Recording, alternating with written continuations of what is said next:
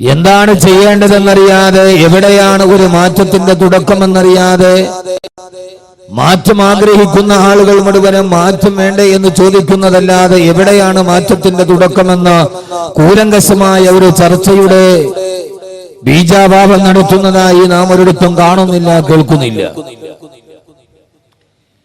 എന്നാൽ എല്ലാവരുടെയും മനസ്സിൽ എങ്ങനെയാണ് ഇതിനൊരു മാറ്റം ഉണ്ടാവുക എന്ന ഒരു ചിന്ത എല്ലാവരുടെയും മനസ്സിലുണ്ട് താനും. നാം ഒരിക്കലും കേൾക്കാത്ത രീതിയിൽ ഭൂമി അധപ്പതനത്തിന് അധമഭാവതലങ്ങളിലോട്ട് കടന്നു പോവുകയാണ്. മനുഷ്യൻ മുഴുവനും പിശാചുക്കളായി മാറുന്ന, അധർമ്മം മുഴുവനും കൊടികുത്തിമാടുന്ന ഒരു പുതിയ നവലോകധർമ്മം നമുക്ക് സമ്മാനിച്ച ഒരു ഉപോൽപ്പന്നം പോലെ പ്രകൃതി ദുരന്തങ്ങൾ നമ്മെ വല്ലാതെ തുറച്ചു നോക്കുകയാണ്. ഈ അടുത്ത സമയത്ത് നാം കണ്ട കാഴ്ച, ഇന്ത്യയിൽ ഏറ്റവും കൂടുതൽ വരൾച്ച അനുഭവിക്കുന്ന ലാത്തൂർ ഗ്രാമത്തിൽ മുമ്പെങ്ങാണ്ടോ വറ്റിപ്പോയ പുഴയുടെ ഭാഗത്ത് കുടിച്ചു നോക്കുന്ന ഒരു കർഷകന്റെ ചിത്രം ഈ അടുത്ത ഭാഗത്ത് ഇന്ത്യ ടുഡേയിൽ കാണാനിടയായി. ഒരു കാലത്ത് ഏറ്റവും സുലഭമായി കിട്ടിക്കൊണ്ടിരുന്ന വെള്ളം പോലും കിട്ടാക്കനിയായി മാറുന്ന, പണ്ടങ്ങാണ്ടോ നടന്നുപോയ, പണ്ടങ്ങാണ്ടോ തടം തല്ലി ആത്തൊഴുകിപ്പോയ നദിയുടെ അവശേഷിച്ച പാണ്ടുകളിൽ ഒരൽപ്പം ജലത്തിന്റെ കനിവുകളുണ്ടോ എന്ന് മനുഷ്യനല്ലാതെ നോക്കേണ്ട ഒരവസ്ഥയിലേക്ക് ഈ പ്രപഞ്ചം തന്നെ മാറിപ്പോവുകയാണ്. ആദരവായ പ്രവാചകൻ നബി മുഹമ്മദ് മുസ്തഫ സല്ലല്ലാഹു അലൈഹി വസല്ലം മുന്നറിയിപ്പ് നൽകിയിട്ടുണ്ട്. മനുഷ്യന്റെ പ്രവൃത്തികൾ എന്ന് നീചമാകുന്നുവോ അന്ന് പ്രകൃതി പോലും മനുഷ്യന് എതിരാകുമെന്ന് ലോകത്തിന്റെ നായകൻ നബി മുഹമ്മദ് മുസ്തഫ സല്ലല്ലാഹു അലൈഹി വസല്ലം മാത്രമല്ല, പ്രപഞ്ച ദൃഷ്ടാന്തങ്ങളെ മനുഷ്യന് വേണ്ടി ഞാൻ സൃഷ്ടിച്ചു എന്ന് നമുക്ക് വേണ്ടി പരിചയപ്പെടുത്തിയ അല്ലാഹുവിന്റെ വിശുദ്ധമായ ഖുർആൻ പോലും ലഹറൽ ഫസാദു ഫിൽ ബർരി വൽ ബഹരി ബിമാ ഖസബത് ഐദിന്നാസ്, മനുഷ്യകർമ്മങ്ങൾ ചെയ്തു കൂട്ടുന്ന ദുഷ്കർമ്മങ്ങൾ കാരണത്താൽ ഈ ഭൂമി മുഴുവന് കുഴപ്പങ്ങൾ വിതയ്ക്കാൻ പോകുന്നു എന്ന് അല്ലാഹുവിന്റെ ഖുർആൻ പോലും നമ്മോട് മുന്നറിയിപ്പ് നൽകിയിട്ടുണ്ട്. യഥാർത്ഥത്തിൽ എല്ലാ പ്രഭാഷണങ്ങളിലും ഇന്ന് കേട്ടു നിൽക്കുന്നത് ഇതുതന്നെയാണ്. കേരളം ഇതേവരെ കാണാത്ത ചൂടുകളിലേക്ക് ഈ 2 ദിവസമായി കേരളം കടന്നു പോകുമെന്നാണ് വാർത്താമാധ്യമങ്ങൾ റിപ്പോർട്ട് ചെയ്തത്. എന്താണ് ഇതിന്റെ കാരണമെന്ന് ചോദിച്ചാൽ, എവിടെയാണ് ഇതിന്റെ മാറ്റത്തിന്റെ തുടക്കമെന്ന് ചോദിച്ചാൽ ആർക്കും ഒരു വാക്കയും ഒരു വഴിയും പറയാനില്ല. എവിടെയാണ് ഇതിന്റെ ഒരു അവസാനം എന്ന് ചോദിച്ചാൽ, മനുഷ്യൻ രാക്ഷസീയ ഭാവം കൊണ്ടു എന്ന് ചോദിച്ചാൽ ഏതുവരെ എത്തി നിൽക്കുന്നു എന്ന് ചോദിച്ചാൽ, പണ്ട് കാലത്തൊക്കെ നമ്മുടെ നാട്ടിൽ പറയുമായിരുന്നു, കുട്ടികൾക്ക് പ്രായബുദ്ധിയായാൽ പിന്നെ മാതാപിതാക്കൾക്ക് ഉറക്കമില്ല, അച്ഛൻ ഉറങ്ങാത്ത വീട് എന്ന് പറയുമായിരുന്നു. ഇന്ന് കാലത്തിന്റെ ഗതിവിഗതികൾ സംഭവിച്ചപ്പോൾ അത് മാറി. ഇന്ന് പ്രായം നിറഞ്ഞ അച്ഛൻ വീട്ടിലുണ്ടെങ്കിൽ പ്രായബുദ്ധിയായ മകൾക്ക് താൻ കിടന്നുറങ്ങുന്ന ബെഡ്റൂമിന്റെ വാതിൽ കുച്ചിനാതെ കിടക്കാൻ പേടിയാവുന്ന ഒരു കാലഘട്ടത്തിലേക്ക് ആ പൊന്നോമന മകൾക്ക് പേടി അടുത്തുള്ള കള്ളുകച്ചവടക്കാരുടെയല്ല, അവിടുത്തെ നൊട്ടോറിയസ് ക്രിമിനലെയല്ല, ആ നാട്ടിലെ ഏറ്റവും ഒരു സദാചാര വിരുദ്ധനെയല്ല, തന്റെ റൂമിനോട് ചേർന്ന് കിടക്കുന്ന ചുമരിന്റെ മറുഭാഗത്ത് കിടന്നുറങ്ങുന്ന അച്ഛനെ പേടിച്ചിട്ട് സ്വന്തം ബെഡ്റൂമിന്റെ കുറ്റിയിടാൻ കഴിയാതെ ഉറങ്ങാൻ പറ്റാത്ത മക്കളുടെ കാലമായി പിശാചുക്കൾ പാർക്കുന്ന വേദാള നഗരം പോലെ ഈ ഭൂമി അധപ്പതിച്ചു പോകുമ്പോ, സ്വന്തം പിതാവിനാൽ ഗർഭിണിയാക്കപ്പെട്ട 548 പെൺകുട്ടികൾ കേരളത്തിലുണ്ട് എന്ന് റിപ്പോർട്ടുകൾ നമ്മോട് സൂചിപ്പിക്കുമ്പോ, കേരളത്തിന്റെ ഒരു പുതിയ കവി സത്താർ ആദൂരിന്റെ ഒരു 2 വരി കവിതയുണ്ട്. അദ്ദേഹം പറയുകയാണ്, ഇരുട്ടിന്റെ മറവിൽ തന്നെ മാറിന് നേരെ മാനഭംഗം ചെയ്യാൻ വരുന്നവരിൽ നിന്ന് രക്ഷ നേടാൻ പൊന്നുമോൾ ഉറക്ക വിളിച്ചു അച്ഛാ എന്ന് വിളിക്കാൻ അവൾ വാതുറന്നപ്പോഴാണ് തന്നെ മാനഭംഗപ്പെടുത്താൻ വരുന്നത് തന്റെ അച്ഛനാണ് എന്ന് അവൾക്ക് മനസ്സിലായത്. ഇനി അവൾ ആരെ വിളിച്ചിട്ടാണ് ഒരു സംരക്ഷണത്തിന് കേടുക എന്ന് മലയാളത്തിന് ആധുനിക കവി ചോദിച്ച ഒരു ചോദ്യമുണ്ട്. യഥാർത്ഥത്തിൽ ഇന്ന് മനുഷ്യനെത്തി നിൽക്കുന്ന, എല്ലാം ലൈംഗികതയാണ് എന്ന് കരുതുന്ന, എല്ലാം കാമത്തിന്റെ പോക്കൂത്താണ്, ജീവിതത്തിന്റെ അവസാനത്തെ രസമെന്ന് കരുതുന്ന ഒരു വല്ലാത്ത അവസ്ഥയിലേക്ക് നമ്മുടെ സമൂഹം മാറിപ്പോവുകയാണ്. യഥാർത്ഥത്തിൽ ഈ സമൂഹത്തിന്റെ ദുഷ്കൃതികളിൽ പെട്ടുപോയവരും പെടാത്തവരും എല്ലാവർക്കും മനസ്സിൽ ആഗ്രഹമുണ്ട്, ഒരു മാറ്റം എല്ലാവരും കൊതിക്കുന്നുണ്ട്. പക്ഷെ മാറ്റം എവിടെയാണ് മാറ്റമുണ്ടാവുക? എങ്ങനെയാണ് ഈ മനുഷ്യനൊരു മാറ്റമുണ്ടാവുക? സ്വയം ഒരു പരിവർത്തനത്തിന് സാധ്യമല്ലല്ലോ. ഇന്ത്യ രാജ്യത്തിന്റെ പാർലമെന്റ് മന്ദിരത്തിന്റെ എല്ലാ കവാടങ്ങളിലും ഓരോ മതപ്രമാണങ്ങളുടെ ഓരോ വരികൾ എഴുതി വെച്ചിട്ടുണ്ട്. അതിന് 6-ാം കവാടത്തിൽ അയം നിജപരോ വേദിഗണനാലകുചേതസ ഉദാര ചരിതാനാം തുവസുദൈവ കുടുംബകം എന്ന ഗീതയുടെ വാക്കുകൾ ഇപ്പോഴും എഴുതി വെച്ചിട്ടുണ്ട്. ഇന്ത്യ രാജ്യത്തിന്റെ പാർലമെന്റ് മന്ദിരത്തിന്റെ 7-ാമത്തെ കവാടത്തിൽ വിശുദ്ധ ഖുർആന്റെ ഒരു ആയത്ത് എഴുതി വെച്ചിട്ടുണ്ട്. പാർലമെന്റ് മന്ദിരത്തിൽ ഇന്നല്ലാഹ ലാ യുഗയ്യിറു മാ ബിഖൗമിൻ ഹത്താ യുഗയ്യിറു മാ ബിഅൻഫുസിഹിം. സ്വയം നന്നാവാൻ ഒരു ജനത തീരുമാനിക്കുന്നത് വരെ അല്ലാഹു അവരെ മാറ്റുകയില്ല. ഒരു നാടിനെ ഒന്നായി ജിബി അലൈഹിസ്സലാത്തു വസ്സലാം മാന്ത്രിക ദണ്ഡുമായി വന്ന് ആളുകളെ തലയിൽ തലോടി ആ നാടിനെ മുഴുവൻ സ്വർഗമാക്കുക എന്ന ഒരു പതിവ് ഇസ്ലാമിനത് അന്യമാണ്. അല്ലാഹു പറയുന്നു ഹത്താ യുഗയ്യിറു മാ ബിഅൻഫുസിഹിം, സ്വയം മാറണം. എനിക്ക് ഈ ജീവിതത്തിന്റെ അഴുക്കുചാലുകളിൽ നിന്ന് മാറി നടക്കണം. എനിക്ക് അല്ലാഹുവിന്റെ സ്വർഗത്തിലേക്ക് കടന്നു പോകണം.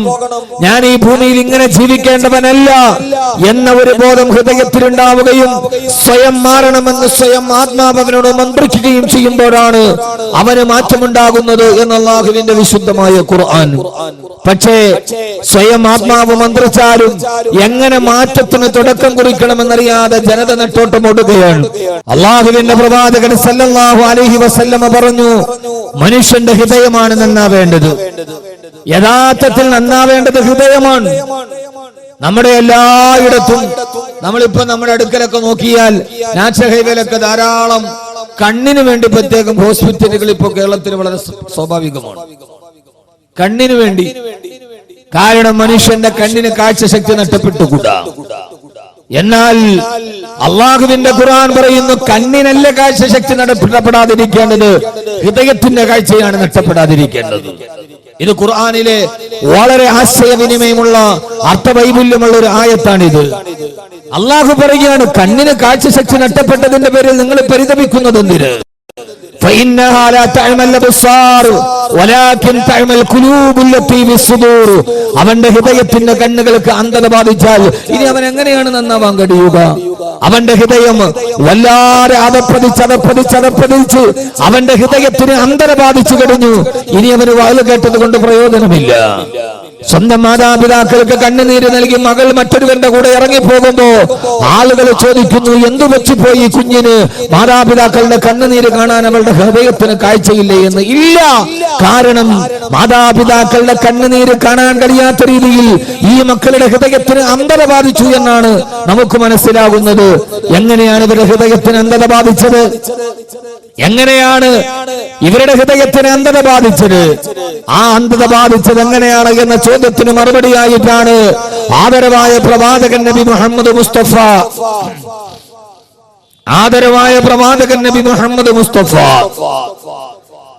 സല്ലല്ലാഹു അലൈഹി വസല്ലമ പറയുകയാണ്, ഇന്നൽ അബ്ദ ഇദാ ഖതിയാ, ഏതെങ്കിലും ഒരു അടിമ അല്ലാഹുവിന് ഇഷ്ടപ്പെടാത്തൊരു പാപം ചെയ്താൽ അവന്റെ ഹൃദയത്തിന്റെ ഉള്ളിൽ അല്ലാഹു ചില കറുത്ത അടയാളങ്ങളെ രൂപാന്തരപ്പെടുത്തുമത്രേ.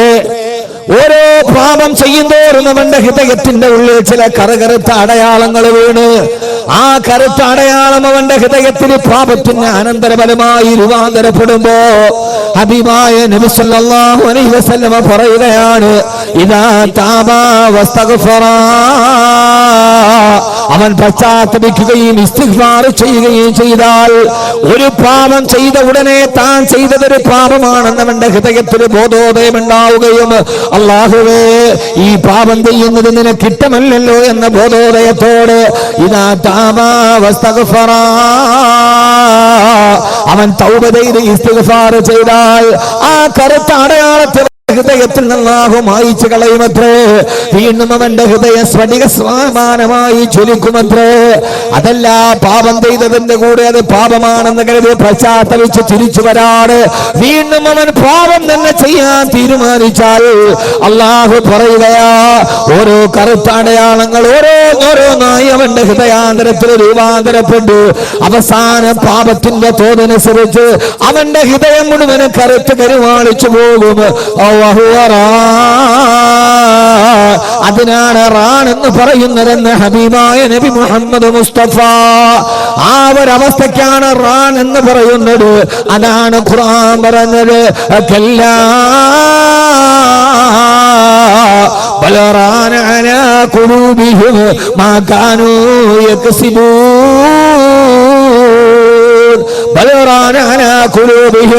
അവരുടെ ഹൃദയത്തിന്റെ ഉള്ളിൽ കറുപ്പ് രൂപാന്തരപ്പെട്ടു. അവര് നിത്യജീവിതത്തിന്റെ പാപങ്ങൾ ഹൃദയത്തിന്റെ കറുത്ത അടയാളങ്ങളായി രൂപാന്തരപ്പെട്ട് ആ കറുപ്പവന്റെ ഹൃദയത്തെ മുഴുവനും പൊതിഞ്ഞു കഴിയുമ്പോ പിന്നെ അവന്റെ ഹൃദയത്തിലേക്ക് നന്മയുടെ വേദവാക്യങ്ങൾ ഇറങ്ങി ചെല്ലുകയില്ല. ഖതമല്ലാഹു അലാ ഖുലൂബിഹിം വഅലാ സമഇഹിം വഅലാ അബ്സാരിഹിം ഗിശാവാ. ഇതാരെ കുറിച്ചാണ് ഖുർആൻ പറഞ്ഞതെന്നറിയോ? അവരുടെ ഹൃദയത്തിന് സീല് വെച്ച് കഴിഞ്ഞു, അവരുടെ കണ്ണുകൾക്ക് അന്ധത ബാധിച്ചു കഴിഞ്ഞു. ആരെ കുറിച്ചാ പറയുന്നത്? ഇത് അബൂജഹലിനെ കുറിച്ച് പറഞ്ഞ ആയത്തല്ല.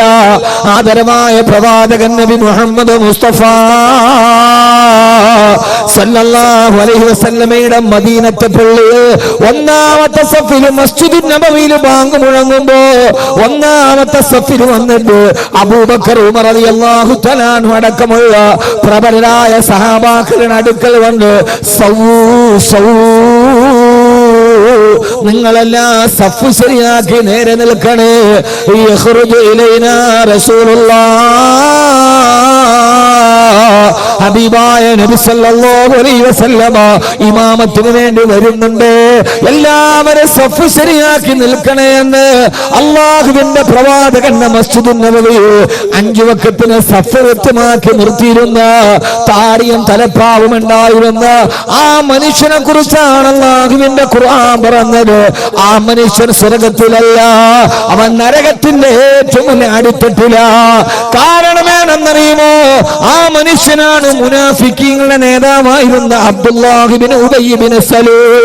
അയാള് നിസ്കരിക്കാത്തത് കൊണ്ടല്ല, അയാള് നോമ്പ് പിടിക്കാത്തത് കൊണ്ടല്ല, വളരെയേറെ ചിന്തിക്കണം. അയാളെ നെറ്റിയിൽ നിസ്കാരത്തടമില്ലാത്തത് കൊണ്ടല്ല. പിന്നെയോ ആ മനുഷ്യന് ഖതമല്ലാഹു അലാ ഖുലൂബിഹിം വഅലാ സമഇഹിം വഅലാ അബ്സാരിഹിം ഗിശാവാ. മദീനത്തെ പള്ളിയുടെ മിമ്പറിൽ വന്നിട്ട് ഗഗനലോകത്ത് നിന്ന് ലൗഹുൽ മഹ്ഫൂദിന്റെ രഹസ്യമായി വന്ന ജിബ്രീൽ അലൈഹിസ്സലാത്തു വസ്സലാം പകർന്നു കൊടുത്ത അറിവ് അല്ലാഹുവിന്റെ റസൂലിന്റെ ഭൂമുഖത്ത് നിന്ന് നേരിട്ട് കേട്ടവരാണവർ. പക്ഷേ ആ പ്രസംഗവും പ്രഭാഷണവും അവരുടെ ഹൃദയത്തിലേക്ക് ഇറങ്ങിപ്പോയില്ല. കാരണം അവരുടെ ഹൃദയം കറുത്തുപോയിരുന്നു. അവരുടെ ഹൃദയം കറുത്തുപോയിരുന്നു. ആ ഹൃദയത്തിലേക്ക് പ്രഭാഷണങ്ങൾ ഇറങ്ങിയില്ല. ആ ഹൃദയത്തിലേക്ക് അല്ലാഹുവിന്റെ വൃത്താന്തങ്ങൾ ഇറങ്ങിയില്ല. ഒന്നിച്ച് യാത്ര, ബൈക്കിന്റെ തൊട്ട് പുറകിൽ ഒന്നിച്ച് യാത്ര ചെയ്തവന് അപകടത്തിൽപ്പെട്ടിട്ട് അവനെ 3 വെള്ളത്തുണിയിൽ പൊതിഞ്ഞു കൊണ്ടുപോയി കബറിലടക്കുമ്പോഴും അല്ലാഹുവേ, തലനാരടയ്ക്കാണല്ലോ ഞാൻ രക്ഷപ്പെട്ടത്, നാളെ ഞാൻ ഇതേപോലെ പോകേണ്ടി വരുമല്ലോ എന്ന് ഹൃദയത്തിന്റെ ഉള്ളിൽ അവന് തോന്നാൻ കഴിയാത്ത രീതിയിൽ അവന്റെ ജീവിതത്തിലെ പാപങ്ങൾ വ്യാപകമായി അവന്റെ ഹൃദയത്തെ അല്ലാഹു സീല് വെച്ച് കഴിഞ്ഞു. അതുകൊണ്ടാണ് അവന്റെ ഹൃദയത്തിലേക്ക് നന്മയുടെ കിരണങ്ങളെ കടയാതെ പോയത് എന്ന് അല്ലാഹുവിന്റെ വിശുദ്ധ ഖുർആൻ. അതുകൊണ്ടാണ് മഹാന്മാര് ഹൃദയത്തിന്റെ രോഗത്തിന് ചികിത്സ പറഞ്ഞപ്പോ അവര് പറഞ്ഞത് ഏതെന്നറിയുമോ? അവര് പറഞ്ഞത് ഏറ്റവും വലിയ ഡയഗ്നോസിക്കിൽ ഏറ്റവും വലിയ ലബോറട്ടറിയുടെ മരുന്നല്ല. خمسة فتلاوة بتدبر المعنى والبطن الخلاء وقيام الليل والتضرع بالسهر ومجالسات الصالحين الفضلاء. ആ മഹാന്മാരോടുള്ള സാഹചര്യം ഉണ്ടാകണമെന്ന് വരെ പറയാനുള്ള കാരണം, എന്റെ പ്രിയപ്പെട്ട സഹോദരാ, ഇങ്ങനെ തന്നെ ഈ ലോകാവസാനം വരെ, അല്ലെങ്കിൽ അവനവന്റെ ജീവിതത്തിന്റെ അവസാനം വരെ ഇങ്ങനെ തന്നെ ജീവിക്കാനാണോ? അതല്ല ഒരു മാറ്റത്തിന് തുടക്കമുണ്ടാകണോ? നമ്മുടെ ഹൃദയത്തിലേക്ക് നന്മയുടെ വെളിച്ചം കടന്നു വരണോ? നമ്മുടെ ജീവിതത്തിൽ മാറ്റമുണ്ടാവണോ? അതിനുവേണ്ടിയാണ് ഞാൻ ഈ പ്രസംഗത്തിന്റെ കാതലായ ഭാഗത്തെ പറയുക. എങ്ങനെയാണ് എപ്പോഴാണ് മനുഷ്യന്റെ ഹൃദയത്തിന് മാറ്റമുണ്ടാവുക? അതൊരു സിംബോസിയം കൊണ്ട് കഴിയില്ല, അതൊരു സെമിനാർ കൊണ്ട് കഴിയില്ല, അതേതെങ്കിലും ഒരു പരിശീലന വെക്കേഷൻ ക്ലാസ് കൊണ്ട് കഴിയുന്നില്ലല്ലോ. പിന്നെ എങ്ങനെയാണ് കഴിയുക? അതറിയണമെങ്കിൽ ലോകത്ത് ഹൃദയത്തിന്റെ ചികിത്സ പഠിപ്പിക്കാമെന്ന് ലോകത്തിന്റെ തിരുദൂതരാണ് പറയേണ്ടത്. ഹബീബായ നബി സല്ലല്ലാഹു അലൈഹി വസല്ലമയുടെ ഒരു ഹദീസാണ്. ഇന്ന് ഞാൻ ഈ സദസ്സിലൊരു പ്രത്യേക വിഷയമില്ലാത്തത് കൊണ്ട് ഏറെ പറയുന്നതിൽ അർത്ഥമില്ല, അല്പമാത്രമാണ് പറഞ്ഞതെങ്കിൽ ശുജായി പറഞ്ഞതുപോലെ ബുദ്ധി കൂർമ്മതയുള്ളവർക്ക് അല്പമാത്രം പോരേ എന്ന് ശുജായി പാടിയിട്ടുണ്ട്. ബുദ്ധി കൂർമ്മതയുള്ളവനൊരു അല്പമാത്രം ജ്ഞാനത്തിന്റെ ശിഖരം അവന് കിട്ടിയാൽ മതി. ഹൃദയത്തിന്റെ സംസ്കരണത്തിന് വേണ്ടി കടന്നു വന്ന ഹബീബായ നബി മുഹമ്മദ് മുസ്തഫ സല്ലല്ലാഹു അലൈഹി വസല്ലം പറയുകയാ, ഇന്ന ഹാദിഹിൽ ഖുലൂബ തസ്ദഉ, മനുഷ്യന്റെ ഹൃദയത്തിൽ കാലാന്തരങ്ങളിൽ തുരുമ്പ് പിടിക്കാൻ തുടങ്ങും. അവന്റെ ഹൃദയത്തിൽ തുരുമ്പി വ്യാപകമാകും. ഓരോ സാഹചര്യങ്ങളും പാപത്തിന് അനിവാര്യമായ അഭോൽപ്പന്നം പോലെ അവന്റെ ഹൃദയത്തിൽ തുരുമ്പ് പിടിക്കുകയാ. ആ തുരുമ്പാണ് ഞാൻ ആദ്യം പറഞ്ഞത്. പാപം ചെയ്തവന്റെ ഹൃദയം എങ്ങനെ കറുത്തു പോകുമ്പോ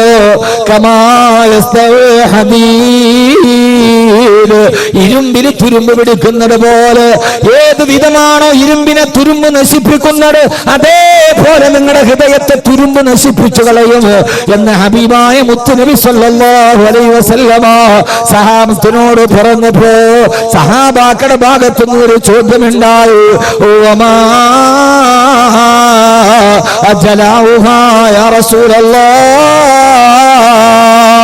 ആ ഹൃദയത്തിന്റെ തുരുമ്പ് കളയാനുള്ള മാർഗമേത് നബിയേ? എന്നെ കേൾക്കാനത്തെ സഹോദരങ്ങളോട്, മാറ്റത്തിന്റെ തുടക്കമുണ്ടാകേണ്ടത് അവനവന്റെ ഹൃദയത്തിൽ നിന്നാണ്, അല്ലാതെ സിംബോസിയം നടത്തിയിട്ടല്ല, സെമിനാറുകളുടെ തുടക്കത്തിൽ നിന്നല്ല. അവനവന്റെ ശരീരത്തിന്റെ മധ്യഭാഗത്ത് വലതു ഭാഗത്തിടത്തോട്ട് തിരിഞ്ഞിരിക്കുന്ന 450 ഗ്രാം തൂക്കമുള്ള ഒരു മുട്ടിയുടെ വലിപ്പമുള്ള ഒരു അവയവമുണ്ട്. ആ ഒരു ചെറിയ അവയവത്തെ സംസ്കരിക്കാൻ അവനവന് തന്നെ കഴിഞ്ഞില്ലെങ്കിൽ ആറടി പൊക്കമുള്ള മനുഷ്യ, 100 കിലോ ഭാരമുള്ള മനുഷ്യ, 100 കിലോ ഭാരമുള്ള നിനക്ക് 450 ഗ്രാം തൂക്കമുള്ള ഒരു അവയവത്തെ നന്നാക്കാൻ കഴിഞ്ഞില്ലെങ്കിൽ പിന്നെ നിന്നെ ആരാണ് മനുഷ്യനെന്ന് പറയുക? ഹബീബായ നബിയോട് ചോദിച്ചു, യാ റസൂലല്ലാഹ്, ഓ വമാ ജലാഉഹാ യാ റസൂലല്ലാഹ്, നബിയെ നിങ്ങളുടെ ഹൃദയത്തിന്റെ തുരുമ്പ് കളയാനുള്ള മാർഗം ഏതാണ്? എന്നെ കേൾക്കാനെത്തിയവരോട്, അങ്ങകരെ മാറി നിന്നവരോട് അവനവന്റെ ഹൃദയത്തിന് സംസ്കരണം എന്നാണ് മുത്ത് റസൂല് പറഞ്ഞത്. 2 മാർഗമാണ്. ആ മാർഗം ഏതെന്നറിയോ? അള്ളാന്റെ റസൂല് പറഞ്ഞത് പാതിരാത്രിയിൽ എല്ലാവരും ഉറക്കത്തിന്റെ കരിമ്പടം പുതച്ചു കിടക്കുമ്പോ രാത്രി എഴുന്നേറ്റ് നിന്ന് തഹജ്ജുദ് നിസ്കരിക്കാനല്ല, നിങ്ങളെ തസ്ബീഹ് പിടിച്ചിട്ട് ദിക്ർ വർദ്ധിപ്പിക്കാനല്ല. അള്ളാന്റെ റസൂല് 2 പ്രായോഗിക മാർഗങ്ങളാണ് പറഞ്ഞു കൊടുത്തത്. അള്ളാന്റെ റസൂല് പറഞ്ഞു, ഒന്ന് ദിക്റുൽ മൗതി, മരണത്തെ ഓർക്കുക. ദിക്റുൽ മൗതി, മരണത്തെ ഓർക്കുക. ഹബീബായ നബി സല്ലല്ലാഹു അലൈഹി വസല്ലമയുടെ അടുക്കലേക്ക് വന്നിട്ട് ഒരു സഹാബി പറഞ്ഞുവല്ലേ, യാ റസൂലല്ലാഹ്, നന്നാകണമെന്ന് ആഗ്രഹമുണ്ട് നബിയെ, പക്ഷേ എത്ര ശ്രമിച്ചിട്ടും എന്റെ ജീവിതത്തിൽ എനിക്ക് മാറ്റം വരുന്നില്ലല്ലോ. എന്റെ ജീവിതത്തിലും മാറ്റം വരാണ് എന്തെങ്കിലും ഒരു പോംവഴി പറയാൻ പറഞ്ഞപ്പോ ഹബീബായ റസൂലുള്ളാഹി സ്വല്ലല്ലാഹു അലൈഹി വസല്ലമ പറഞ്ഞു കൊടുത്തത്, സഹാബി, നിനക്ക് മാറണോ? നിനക്ക് പരിവർത്തനം ഉണ്ടാവണോ? ആവണം നബിയേ. എന്നാൽ അതിന് ഒറ്റ ദിക്ർ മാത്രമേ ഉള്ളൂ. അതേതെന്നറിയോ? കന്നക തമൂത, നാളെയാണ് നീ മരിക്കുന്നതെന്ന് ഉറപ്പിക്കുക. ഇന്നെന്റെ ജീവിതത്തിന്റെ അവസാന ദിവസമാണ്. നാളെ പ്രമാണം കാണാൻ ഞാൻ ഉണ്ടാവില്ല, നാളത്തെ ഉദയം ഞാൻ കാണില്ല.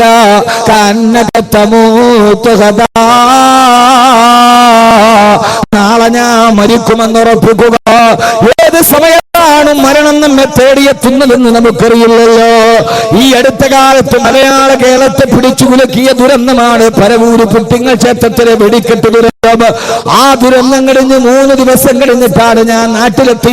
ദുരന്ത സ്ഥലം സന്ദർശിക്കാൻ പോകവേ അവിടെ പോയി ഇങ്ങനെ കണ്ടുകൊണ്ട് നിൽക്കുമ്പോ സമീപത്തുണ്ടായിരുന്നൊരു തദ്ദേശവാസി എന്നോട് പറഞ്ഞു, ഉസ്താദ്, ഈ വെടിക്കെട്ട് അപകടം നടക്കുന്നത് പുലർച്ചെ 4 മണിയോടടുത്തില്ല.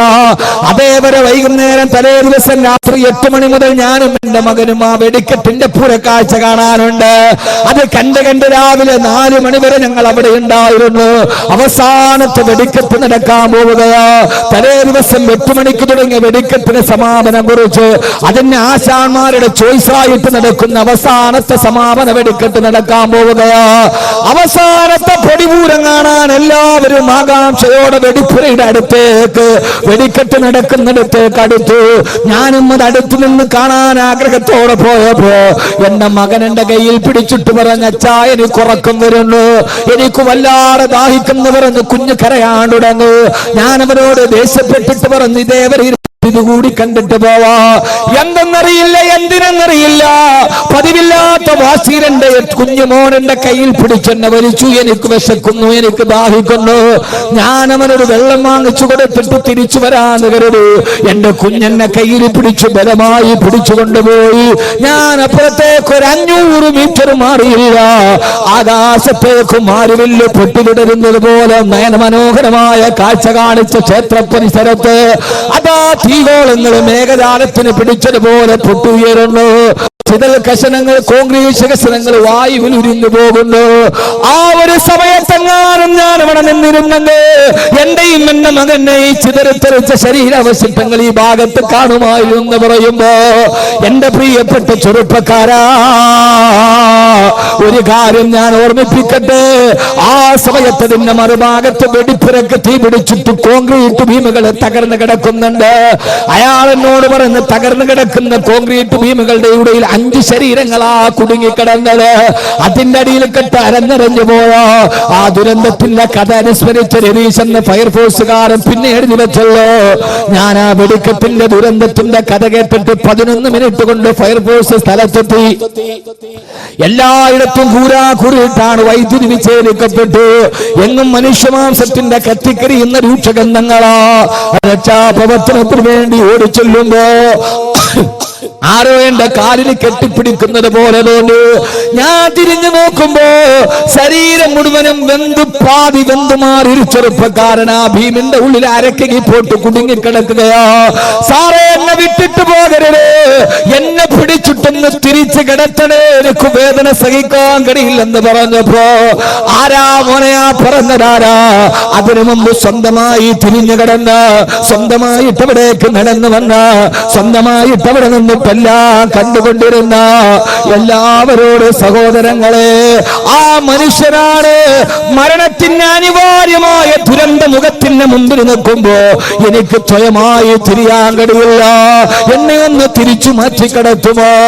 ഒന്ന് സ്വയമായിട്ടൊന്നും മാറിക്കിടക്കാൻ മറ്റൊരു തന്റെ കാലിൽ പിടിച്ചനുഭവിക്കേണ്ട അവസ്ഥ. അവരെന്നോട് പറഞ്ഞു, ആ ഭീമൊന്ന് മാറ്റാൻ JCB ഒന്നും അനങ്ങുന്നില്ല, രണ്ടാമത്തെ JCB ഒന്നും അനങ്ങുന്നില്ല. 3 JCB വന്നിട്ട് അതിന്റെ 3 ടീത്തുകൾ ഒരേ സമയത്ത് പിടിച്ചപ്പെടാ ഭീമൊന്നനങ്ങി മാറിയത്. എന്നെ കേൾക്കാനെത്തുന്ന എന്റെ പ്രിയപ്പെട്ട ചെറുപ്പക്കാരാ,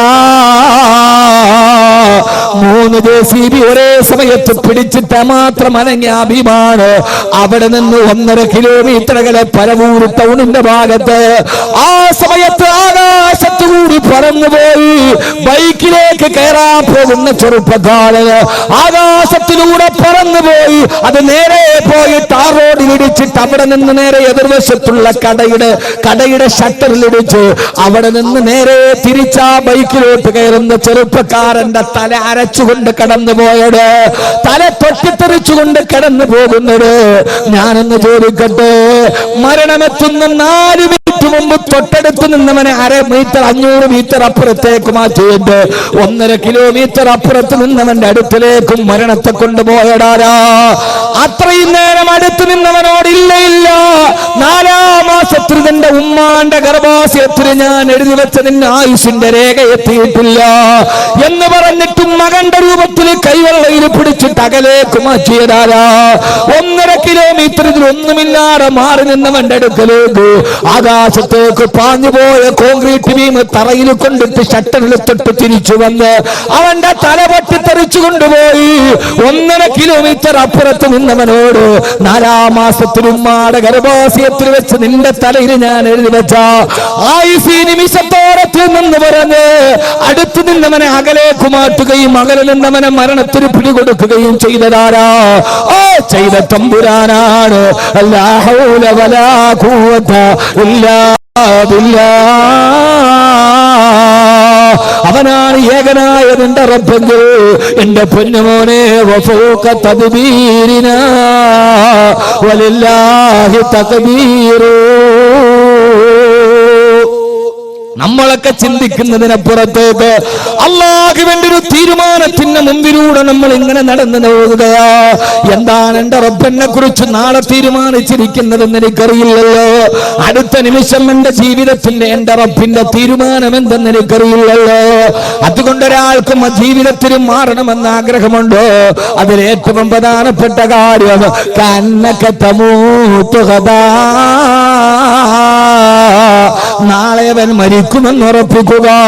നാളെ രാവിലെയാണ് എന്റെ വീടിന്റെ മുമ്പിൽ നീല ടാർപ്പായ വലിച്ചു കെട്ടുന്നത്. നാളെയാണ്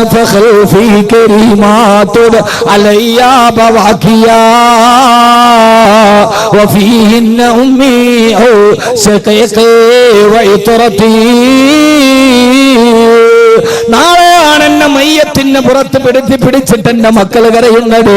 നാളെയാണ് എന്റെ ഭാര്യയോട് ഞാൻ സലാം ചൊല്ലുന്നത്. നാളെയാണ് എന്റെ തൊണ്ടക്കുടിയിലെ ശബ്ദം വിട്ടുപോകുന്നത്.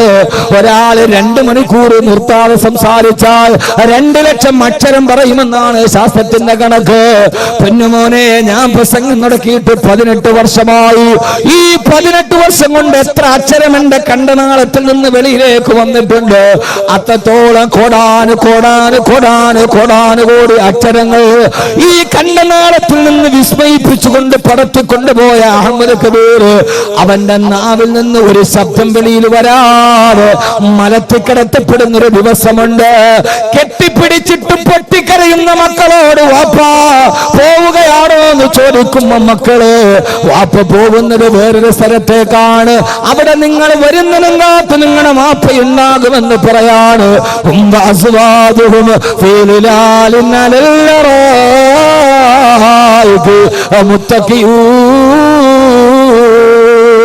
لهم فيها فاكهة ولهم فيها ما يدعون. മക്കളെ, സ്വർഗത്തിന്റെ പഴങ്ങളെ താരത്തിൽ വെച്ച് തരുന്ന സുന്നത്തിന്റെ കട്ടിലിൽ പടച്ചറപ്പിച്ചായിരിക്കുന്ന ഒരു തുള്ളി വേർപ്പെടുകാറ് ഇപ്പൊ എന്നെ നെറ്റിത്തടത്തിൽ നിന്ന് വേർപ്പെടുകുന്നുണ്ട്. ആ വേർപ്പെടുകുന്നത് എന്തിനെന്നറിയോ? ആരൊക്കെ എന്തൊക്കെ പറഞ്ഞാൽ ഇതിന്റെ മക്കൾക്ക് ഹലാലായ ഭക്ഷണം കൊടുക്കാൻ ഞാൻ അനുഭവിക്കുന്ന വേർപ്പുതുള്ളിയാണിത്. പക്ഷേ ഒരു തുള്ളി വേർപ്പുതുള്ളി നമ്മുടെ ശരീരത്തിൽ നിന്നൊഴുകാറ് നമ്മുടെ ഭാര്യ മക്കൾക്ക് ഭക്ഷണം കൊടുക്കാൻ കഴിയുന്നൊരു ഭൂമിയുണ്ട്. ആ ഭൂമിയാണ് സ്വർഗം. കിളക്കണ്ട പൂത്തണ്ട വെയിൽ കൊള്ളണ്ട, നിനക്കുള്ളതൊന്നും തന്നെ നീ അറിയണ്ട. കൊതിക്കുന്ന പഴമടുക്കുന്നതാ കയറണ്ട, പറിച്ചാലുടനെ മുളയ്ക്കുന്നതാ കുറയണ്ട. നീ ആഗ്രഹിച്ചതൊക്കെ നിന്റെ കൺമുമ്പിൽ പടച്ചറപ്പ് നൽകുന്ന ഒരു ലോകത്തേക്കാണ് നിങ്ങളുടെ വാപ്പ പോകുന്നത്. നിങ്ങളെ കാത്തു വാപ്പ എവിടെ ഉണ്ടാകുമെന്ന് പൊട്ടിക്കരയുന്ന എന്റെ മക്കളോട് പറയണമെന്ന് എനിക്ക് ആഗ്രഹമുണ്ട്. പക്ഷേ 18 വർഷം കൊണ്ട് കോടാനുകോടി അക്ഷരങ്ങള് ഉമിനീരിൽ ചേലത്ത് പറഞ്ഞ എനിക്ക് ആ സമയത്ത് മിണ്ടാൻ കഴിയാറ്. അത് കണ്ടുകൊണ്ട് കണ്ണും പൂട്ടി കിടക്കേണ്ടി നിൽക്കുന്നൊരു ദിവസം നിനക്ക് വരാനുണ്ട്. ആ ദിവസമാണ് തുഅമ്മലു ഫിദ്ദുനിയാ, തുഅമ്മലു ഫിദ്ദുനിയാ. ഈ ദുനിയാവിലെ ആഗ്രഹങ്ങൾക്ക് അറുതിയിടപ്പെടുന്ന ദിവസം നാളെയാണ് ഞാൻ മരിക്കുന്നത് എന്ന് നമ്മൾ ആര് എന്ന് ഹൃദയത്തിൽ ഉറപ്പിക്കുന്നു. അന്നാണ് നമ്മൾ ജീവിതത്തിൽ മാറാൻ തുടങ്ങുക. ഹബീബായ നബി സല്ലല്ലാഹു അലൈഹി വസല്ലമയുടെ അടുക്കലേക്ക് വന്ന് ഒരു സഹാബി പറഞ്ഞു, യാ റസൂലല്ലാഹ്, നിസ്കാരത്തിൽ ഇഖ്ലാസ് കിട്ടുന്നില്ല നബിയേ. എത്ര നിസ്കരിക്കാൻ കൈകെട്ടിയ കിട്ടിയാലും എല്ലാ പെണ്ണുങ്ങളെയും സംശയമാണല്ലോ. നിസ്കാരത്തിന് കൈകെട്ടുമ്പോ ഭയങ്കര ചിന്തകളാ. നിസ്കാരത്തിൽ ഇഖ്ലാസ് കിട്ടുന്നില്ല നബിയെ, എന്റെ നിസ്കാരത്തിൽ ഇഖ്ലാസ് കിട്ടാൻ ഒരു ദിക്ർ പറഞ്ഞു നടക്കുമോ? ദിക്റില്ല പെങ്ങളെ, സലാത്തില്ല പെങ്ങളെ. അല്ലാഹുവിന്റെ റസൂൽ പറഞ്ഞു, സ്വഹാബി നിന്റെ നിസ്കാരത്തിൽ നിനക്ക് ഇഖ്ലാസ് കിട്ടണോ? കന്ന സലാത്ത് മുവദ്ദിഅൻ, യാത്ര പറയാൻ പോകുന്നവന്റെ നിസ്കാരമാണെന്ന് കരുതി നിസ്കരിക്കുക. ഇതെന്റെ അവസാനത്തെ ഇശാ നിസ്കാരമാണ്. നാളെ സുബഹി നിസ്കരിക്കാൻ ഞാൻ ഉണ്ടാവില്ല, ഞാൻ മണ്ണിന്റെ അടിയിലേക്ക് പോകാൻ പോവുകയാ. ഇതൊടുക്കത്തെ നിസ്കാരമാണെന്ന് ഓരോ വക്കത്ത് നിസ്കരിക്കുക. എന്നാ നിന്റെ നിസ്കാരത്തിൽ നിനക്ക് ഇഖ്ലാസ് കിട്ടുമെന്ന് ലോകത്തിന്റെ മുത്ത്, ആദർശത്തിന്റെ സത്ത്, ആമനയുടെ പൊന്നൊളി മുത്ത് നബി മുഹമ്മദ് മുസ്തഫ. അപ്പൊ യഥാർത്ഥത്തിൽ എന്താ ഇതിന്റെ അർത്ഥം? എല്ലാവരെയും അത് ബാധിച്ചിട്ടുണ്ട്, ആണും പെണ്ണും ഒക്കെ. 2025 കേരളത്തിൽ പുരുഷന്മാരെക്കാൾ മദ്യപന്മാർ സ്ത്രീകളാകുമെന്നാണ് പുതിയ സാമൂഹ്യ വകുപ്പിന്റെ സർവേ. സ്ത്രീകൾ മദ്യപിക്കാൻ തുടങ്ങി, 7 വയസ്സുകാരൻ കഞ്ചാവ് വലിക്കാൻ തുടങ്ങി എന്ന് പറഞ്ഞാൽ പണ്ട് കാലത്ത് നമുക്ക് ചിന്തിക്കാൻ പോലും കഴിയാത്തത് ഇന്ന് നമ്മുടെ മുമ്പിൽ. പെണ്ണുങ്ങൾ കല്ലുടിക്കാൻ തുടങ്ങി. ഈ അടുത്ത സമയത്ത് ഈ ആറ്റിങ്ങലടുത്ത് തന്നെ നാട്ടിൽ നിന്നൊരു പെൺകുട്ടിയെ കെട്ടിച്ചു. വിവാഹബന്ധം ഫെയിലർ ആയപ്പോ മധ്യസ്ഥ ചർച്ചയ്ക്ക് വേണ്ടി പോയപ്പോൾ ആ പെൺകുട്ടി കരഞ്ഞുകൊണ്ട് ഞാനടക്കമുള്ള സദസ്സിൽ പറഞ്ഞത്, ആ വീട്ടിലെ ആണും പെണ്ണും മുഴുവനും വൈകുന്നേരം ടെറസിലിരുന്ന് മദ്യപിക്കും, എന്നെ മദ്യപിക്കാൻ എന്നെ നിർബന്ധിച്ചു, ഞാൻ അതുകൊണ്ടാണ് അവിടെ നിന്ന് ഇറങ്ങി വന്നതെന്നാണ് ഒരു പെൺകുട്ടി ഒരു അനുരഞ്ജന സദസ്സിൽ ഈ മഹലിൽ ആറ്റിങ്ങൽ പരിസരത്തുള്ള ഒരു വീടിനെ കുറിച്ച് പറഞ്ഞു. ഞാൻ വീടൊന്നും പറയുന്നില്ല, കാരണം ഇത് നടുറോട്ടിട്ട് കുത്തിക്കൊല്ലേണ്ട സ്ഥലമാണ്. അതുകൊണ്ട് പട്ടാപ്പകൽ പോകുന്നവനെ പുറകിൽ നിന്ന് മാങ്ങാക്കത്തി കൊണ്ട് എറിയണ നാടായി മാറി. അതുകൊണ്ട് ഞാൻ കൂടുതലേക്ക് പറയുന്നില്ല. ഞാൻ പറയുന്നതിന്റെ അർത്ഥം, ആലപ്പുഴ തീരദേശ ഹൈവേയിൽ പോലീസ് ചെക്ക് ചെയ്യുന്നു മദ്യപിക്കുന്നവരെ നോക്കി. ആ സമയത്ത് ഒരു ഭാര്യയും ഭർത്താവും ഡീസന്റായി കാർ ഓടിച്ചു വന്നു. നിർത്തി അവർ അനലൈസറിൽ ഊതാൻ പറഞ്ഞു. ഊതിയപ്പോൾ ബീപ് ശബ്ദമടിച്ചു. അയാളോട് പറഞ്ഞു, നിങ്ങൾ മദ്യപിച്ചിരുന്നു. അയാൾ പറഞ്ഞില്ല, ഞാൻ മദ്യപിച്ചിട്ടില്ല. പിന്നെ അങ്ങനെ ശബ്ദം കേട്ടി, അത് നിങ്ങളുടെ യന്ത്രം തകരാറാണ്. തർക്കമായി. അവസാനം ഈ വിദ്വാൻ പറഞ്ഞു, അത്രേ ഫ്രണ്ടിൽ മപ്തേക്കിട്ടൊരു പെൺകുട്ടി ഇരിപ്പുണ്ട്, എന്റെ ഭാര്യയാണ് ഇരിക്കുന്നത്, നിങ്ങൾക്ക് സംശയം ഉണ്ടെങ്കിൽ എന്റെ ഭാര്യയെ കൊണ്ട് ഊതിപ്പിക്കാം. ഏതായാലും ഈ യന്ത്രം കേടായത് കൊണ്ടാണോ എന്നറിയാൻ ഈ പോലീസ് ഉദ്യോഗസ്ഥൻ ഭാര്യയോട് പറഞ്ഞു, നിങ്ങളൊന്ന് ഊതാൻ പറഞ്ഞു. അവൾ ഊതി. അപ്പോഴും ശബ്ദം കേട്ടു. അപ്പോൾ ഇയാൾ പറഞ്ഞു, ഞാൻ അപ്പോഴേ പറഞ്ഞില്ലേ യന്ത്രം കേടാന്ന്, എന്റെ ഭാര്യ ഊതിയിട്ട് പറയുന്നത് ശബ്ദം കേൾക്കുന്നു, അപ്പൊ ഈ യന്ത്രം കേടാന്ന് ഞാൻ പറഞ്ഞില്ല, ഞാൻ നിരപരാധിയാണ്. ആ പോലീസ് ഓഫീസർ പറഞ്ഞത് നിരപരാധിയാണ്. അവരോട് പറഞ്ഞു, സോറി എനിക്ക് തെറ്റുപറ്റി, ഇതോടെ പരിശോധന അവസാനിപ്പിച്ചു. യന്ത്രം കേടാ, പിന്നെ എന്ത് പരിശോധന? അവർ രണ്ടുപേരെയും വിട്ടയച്ചു. യഥാർത്ഥത്തിൽ തെറ്റുപറ്റിയത് ആർക്കാ? SI-ക്കാണ്. ഇവളും കുടിച്ചിട്ടുണ്ട്. ഇതൊരു സാങ്കല്പിക കഥയല്ല, ഇത് റൊമാൻറ്റിക്. ഇത് വിക്ടർ യുഗോയുടെ നാടകത്തിന്റെ റൊമാൻറ്റിക് ഭാവനയൊന്നുമല്ല, ചിരിക്കാൻ പറയുന്നതുമല്ല. നമ്മുടെ വീടിന്റെ ഉള്ളിൽ 5ാം ക്ലാസ്സിൽ പഠിക്കുന്ന കുട്ടിക്ക് പോലും നെറ്റിൽ നിന്ന് ഡൗൺലോഡ് ചെയ്ത് ഇഷ്ടപ്പെട്ട വെബ്സൈറ്റിൽ നിന്ന് ഇഷ്ടപ്പെട്ട വിഭവങ്ങൾ തിരഞ്ഞെടുക്കാൻ കഴിയുന്ന രീതിയിൽ ലോകം മുഴുവനും ഒരു ഗ്ലോബൽ പോലെ അവന്റെ കൈവെള്ളയിൽ ഒതുങ്ങിക്കഴിഞ്ഞു. ഞാൻ ഇന്നെന്റെ വീട്ടിൽ വെറുതെ ഒരു പുതിയ കാർ എടുക്കുന്ന കാര്യം വെറുതെ ചർച്ച ചെയ്യുന്ന കുറെ അവന്റെ മൂത്ത മോടി വന്നു, 10 വയസ്സ് കഴിഞ്ഞു. അവന്റെ മൊബൈൽ എടുത്തിട്ട് പറഞ്ഞു, വാപ്പി ഇതെടുത്താൽ മതി, പുതിയ വണ്ടിയാണ്. ഞാൻ പറഞ്ഞു, മോനെ ഇതെവിടെ നിർത്തി? അത് നെറ്റിലുണ്ടോ വാപ്പി? ഞാൻ അത്ഭുതപ്പെട്ടു പോയി. ഞാൻ പറഞ്ഞു, നീ വാക്കവിയുടെ മോൻ തന്നെ. അപ്പൊ യഥാർത്ഥത്തിൽ അത് ഒരു വാഹനമായതുകൊണ്ട് ശരി, അങ്ങനെ ഇരിക്കട്ടെ. എന്നാൽ അതിൽ നിന്ന് ഞാൻ മനസ്സിലാക്കേണ്ടത് എന്താ? ഞാൻ അപ്പോഴേ ഭാര്യയോട് പറഞ്ഞു, മൊബൈൽ ഇനി കുട്ടികളുടെ മുമ്പിൽ വെക്കാൻ പാടില്ല. എന്റെ ഭാര്യയുടെ അപ്പം ഞാൻ പറഞ്ഞു, മൊബൈൽ ഇനി കുട്ടികളുടെ മുമ്പിൽ അവന് 10 വയസ്സായി, കൈയെത്തുന്ന ദൂരത്ത് വെക്കാൻ പാടില്ല. നീ അറിയാതെ അവർ മൊബൈൽ ഉപയോഗിക്കാൻ പാടില്ല. ഈ ഒരവസ്ഥയിൽ ലോകം മുഴുവനും, പണ്ടൊക്കെ നമുക്കിത് പറയാൻ കഴിയോ? ഞാൻ പറഞ്ഞതിന് വാർത്ത പറഞ്ഞുകൊണ്ടിരുന്നിട്ട് കാര്യമൊന്നുമില്ല. അവനവന്റെ വീട്ടിൽ തന്നെ ഇതാണ് അവസ്ഥ എന്ന് നമുക്ക് എല്ലാവർക്കും അറിയാൻ കഴിയും. ആ ഒരവസ്ഥയിൽ മാറുമ്പോ ആദരവായ പ്രവാചകൻ നബി മുഹമ്മദ് മുസ്തഫ, ആദരവായ പ്രവാചകൻ നബി മുഹമ്മദ് മുസ്തഫ സല്ലല്ലാഹു അലൈഹി വസല്ലമ പറയുകയാണ്, അതിന് ഒരേ ഒരു മാർഗം മാത്രമേ ഉള്ളൂ, ദിക്റുൽ മൗതി, മരണത്തെ കുറിച്ച് ഓർമ്മിക്കുക. എല്ലാവരും മരണത്തെ കുറിച്ച് ഓർമ്മിക്കുക. എനിക്ക് പറയാനുള്ളത് ഏതായാലും മരിക്കും എന്ന കാര്യം ഉറപ്പാണ്. അത് ഉറപ്പില്ലാത്ത ആരെങ്കിലും ഉണ്ടോ? സമയം എല്ലാവരും മരിക്കും എന്ന കാര്യം ഉറപ്പാണ്. എന്നാൽ പിന്നെ നമുക്ക് ചിന്തിച്ചുകൂടെ, മരിക്കും എന്ന കാര്യം ഉറപ്പാണെങ്കിൽ ആ മരണം എനിക്ക് മനോഹരമാക്കണം എന്ന് നമുക്കൊന്ന് ചിന്തിച്ചുകൂടെ? ഞാൻ ഏതായാലും ഒരു ദിവസം പോകും, ഉറപ്പാണ്. എന്നാൽ പിന്നെ ആ പോകുന്ന ദിവസം ഞാൻ എല്ലാവരെയും അമ്പരപ്പിച്ചുകൊണ്ട് പോകുമെന്ന് തീരുമാനിക്കാൻ നമുക്ക് കഴിയാത്തത് എന്താ നമ്മൾ ഇതുകൊണ്ട് നേടിയത്?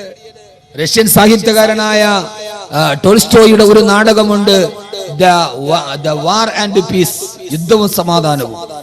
അതൊരു ചെറിയ കഥ അദ്ദേഹം പറയുന്നുണ്ട്. രാജാവ് പറഞ്ഞു, പ്രജകൾ കൊട്ടാരത്തിൽ വന്നാൽ രാവിലെ മുതൽ അവർ ഓടാൻ തുടങ്ങണം.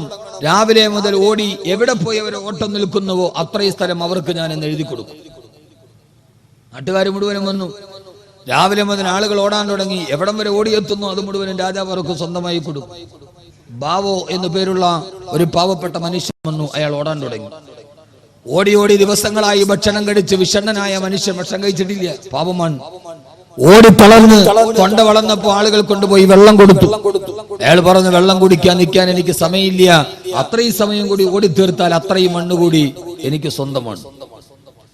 അവസാനം ഓടി ഓടി തളർന്നു മരണവെപ്രാളമായി.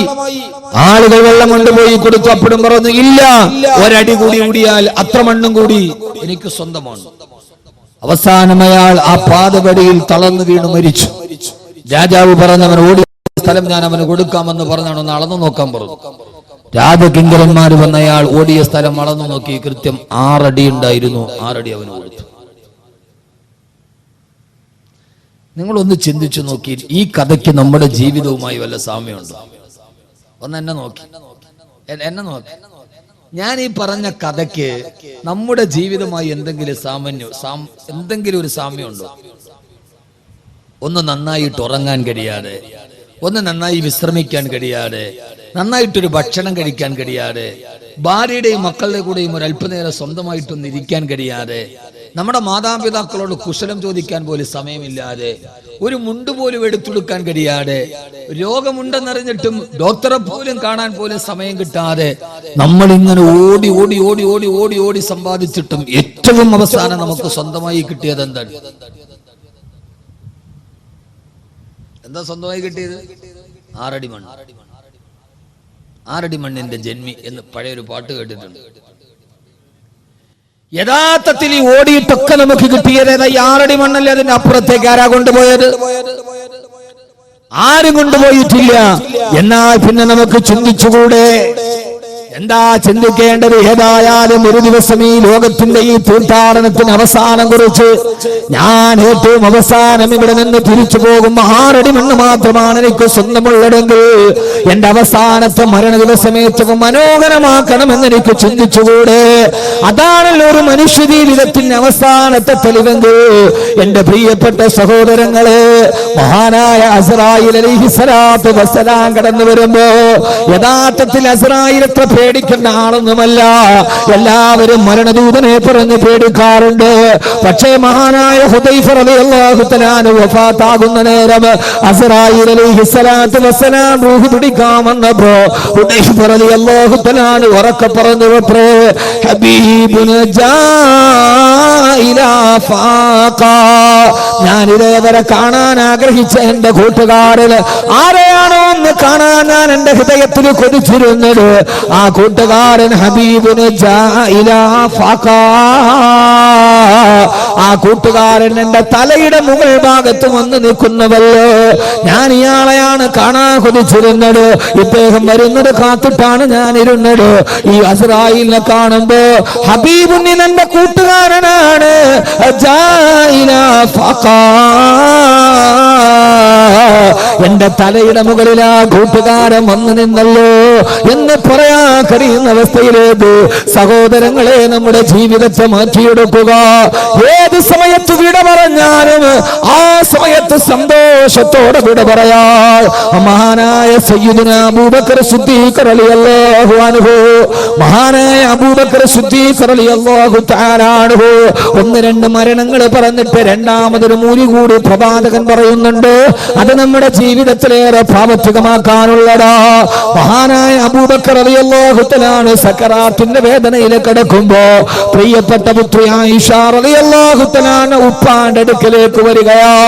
ഉപ്പാന്റെ മരണവേദന കണ്ടിട്ട് ഉപ്പാന്റെ ചാരത്ത് നിന്ന് പൊട്ടിക്കരഞ്ഞിട്ട് ആയിഷ റളിയല്ലാഹു തആല പറഞ്ഞു, ഉപ്പ മരണപ്പെട്ടു പോയാൽ പിന്നെ ഉപ്പാക്ക് പകരം നിങ്ങൾക്ക് ആരാണുള്ളത്? ഉപ്പാക്ക് പകരം മറ്റൊരാളില്ലല്ലോ ഉപ്പാ.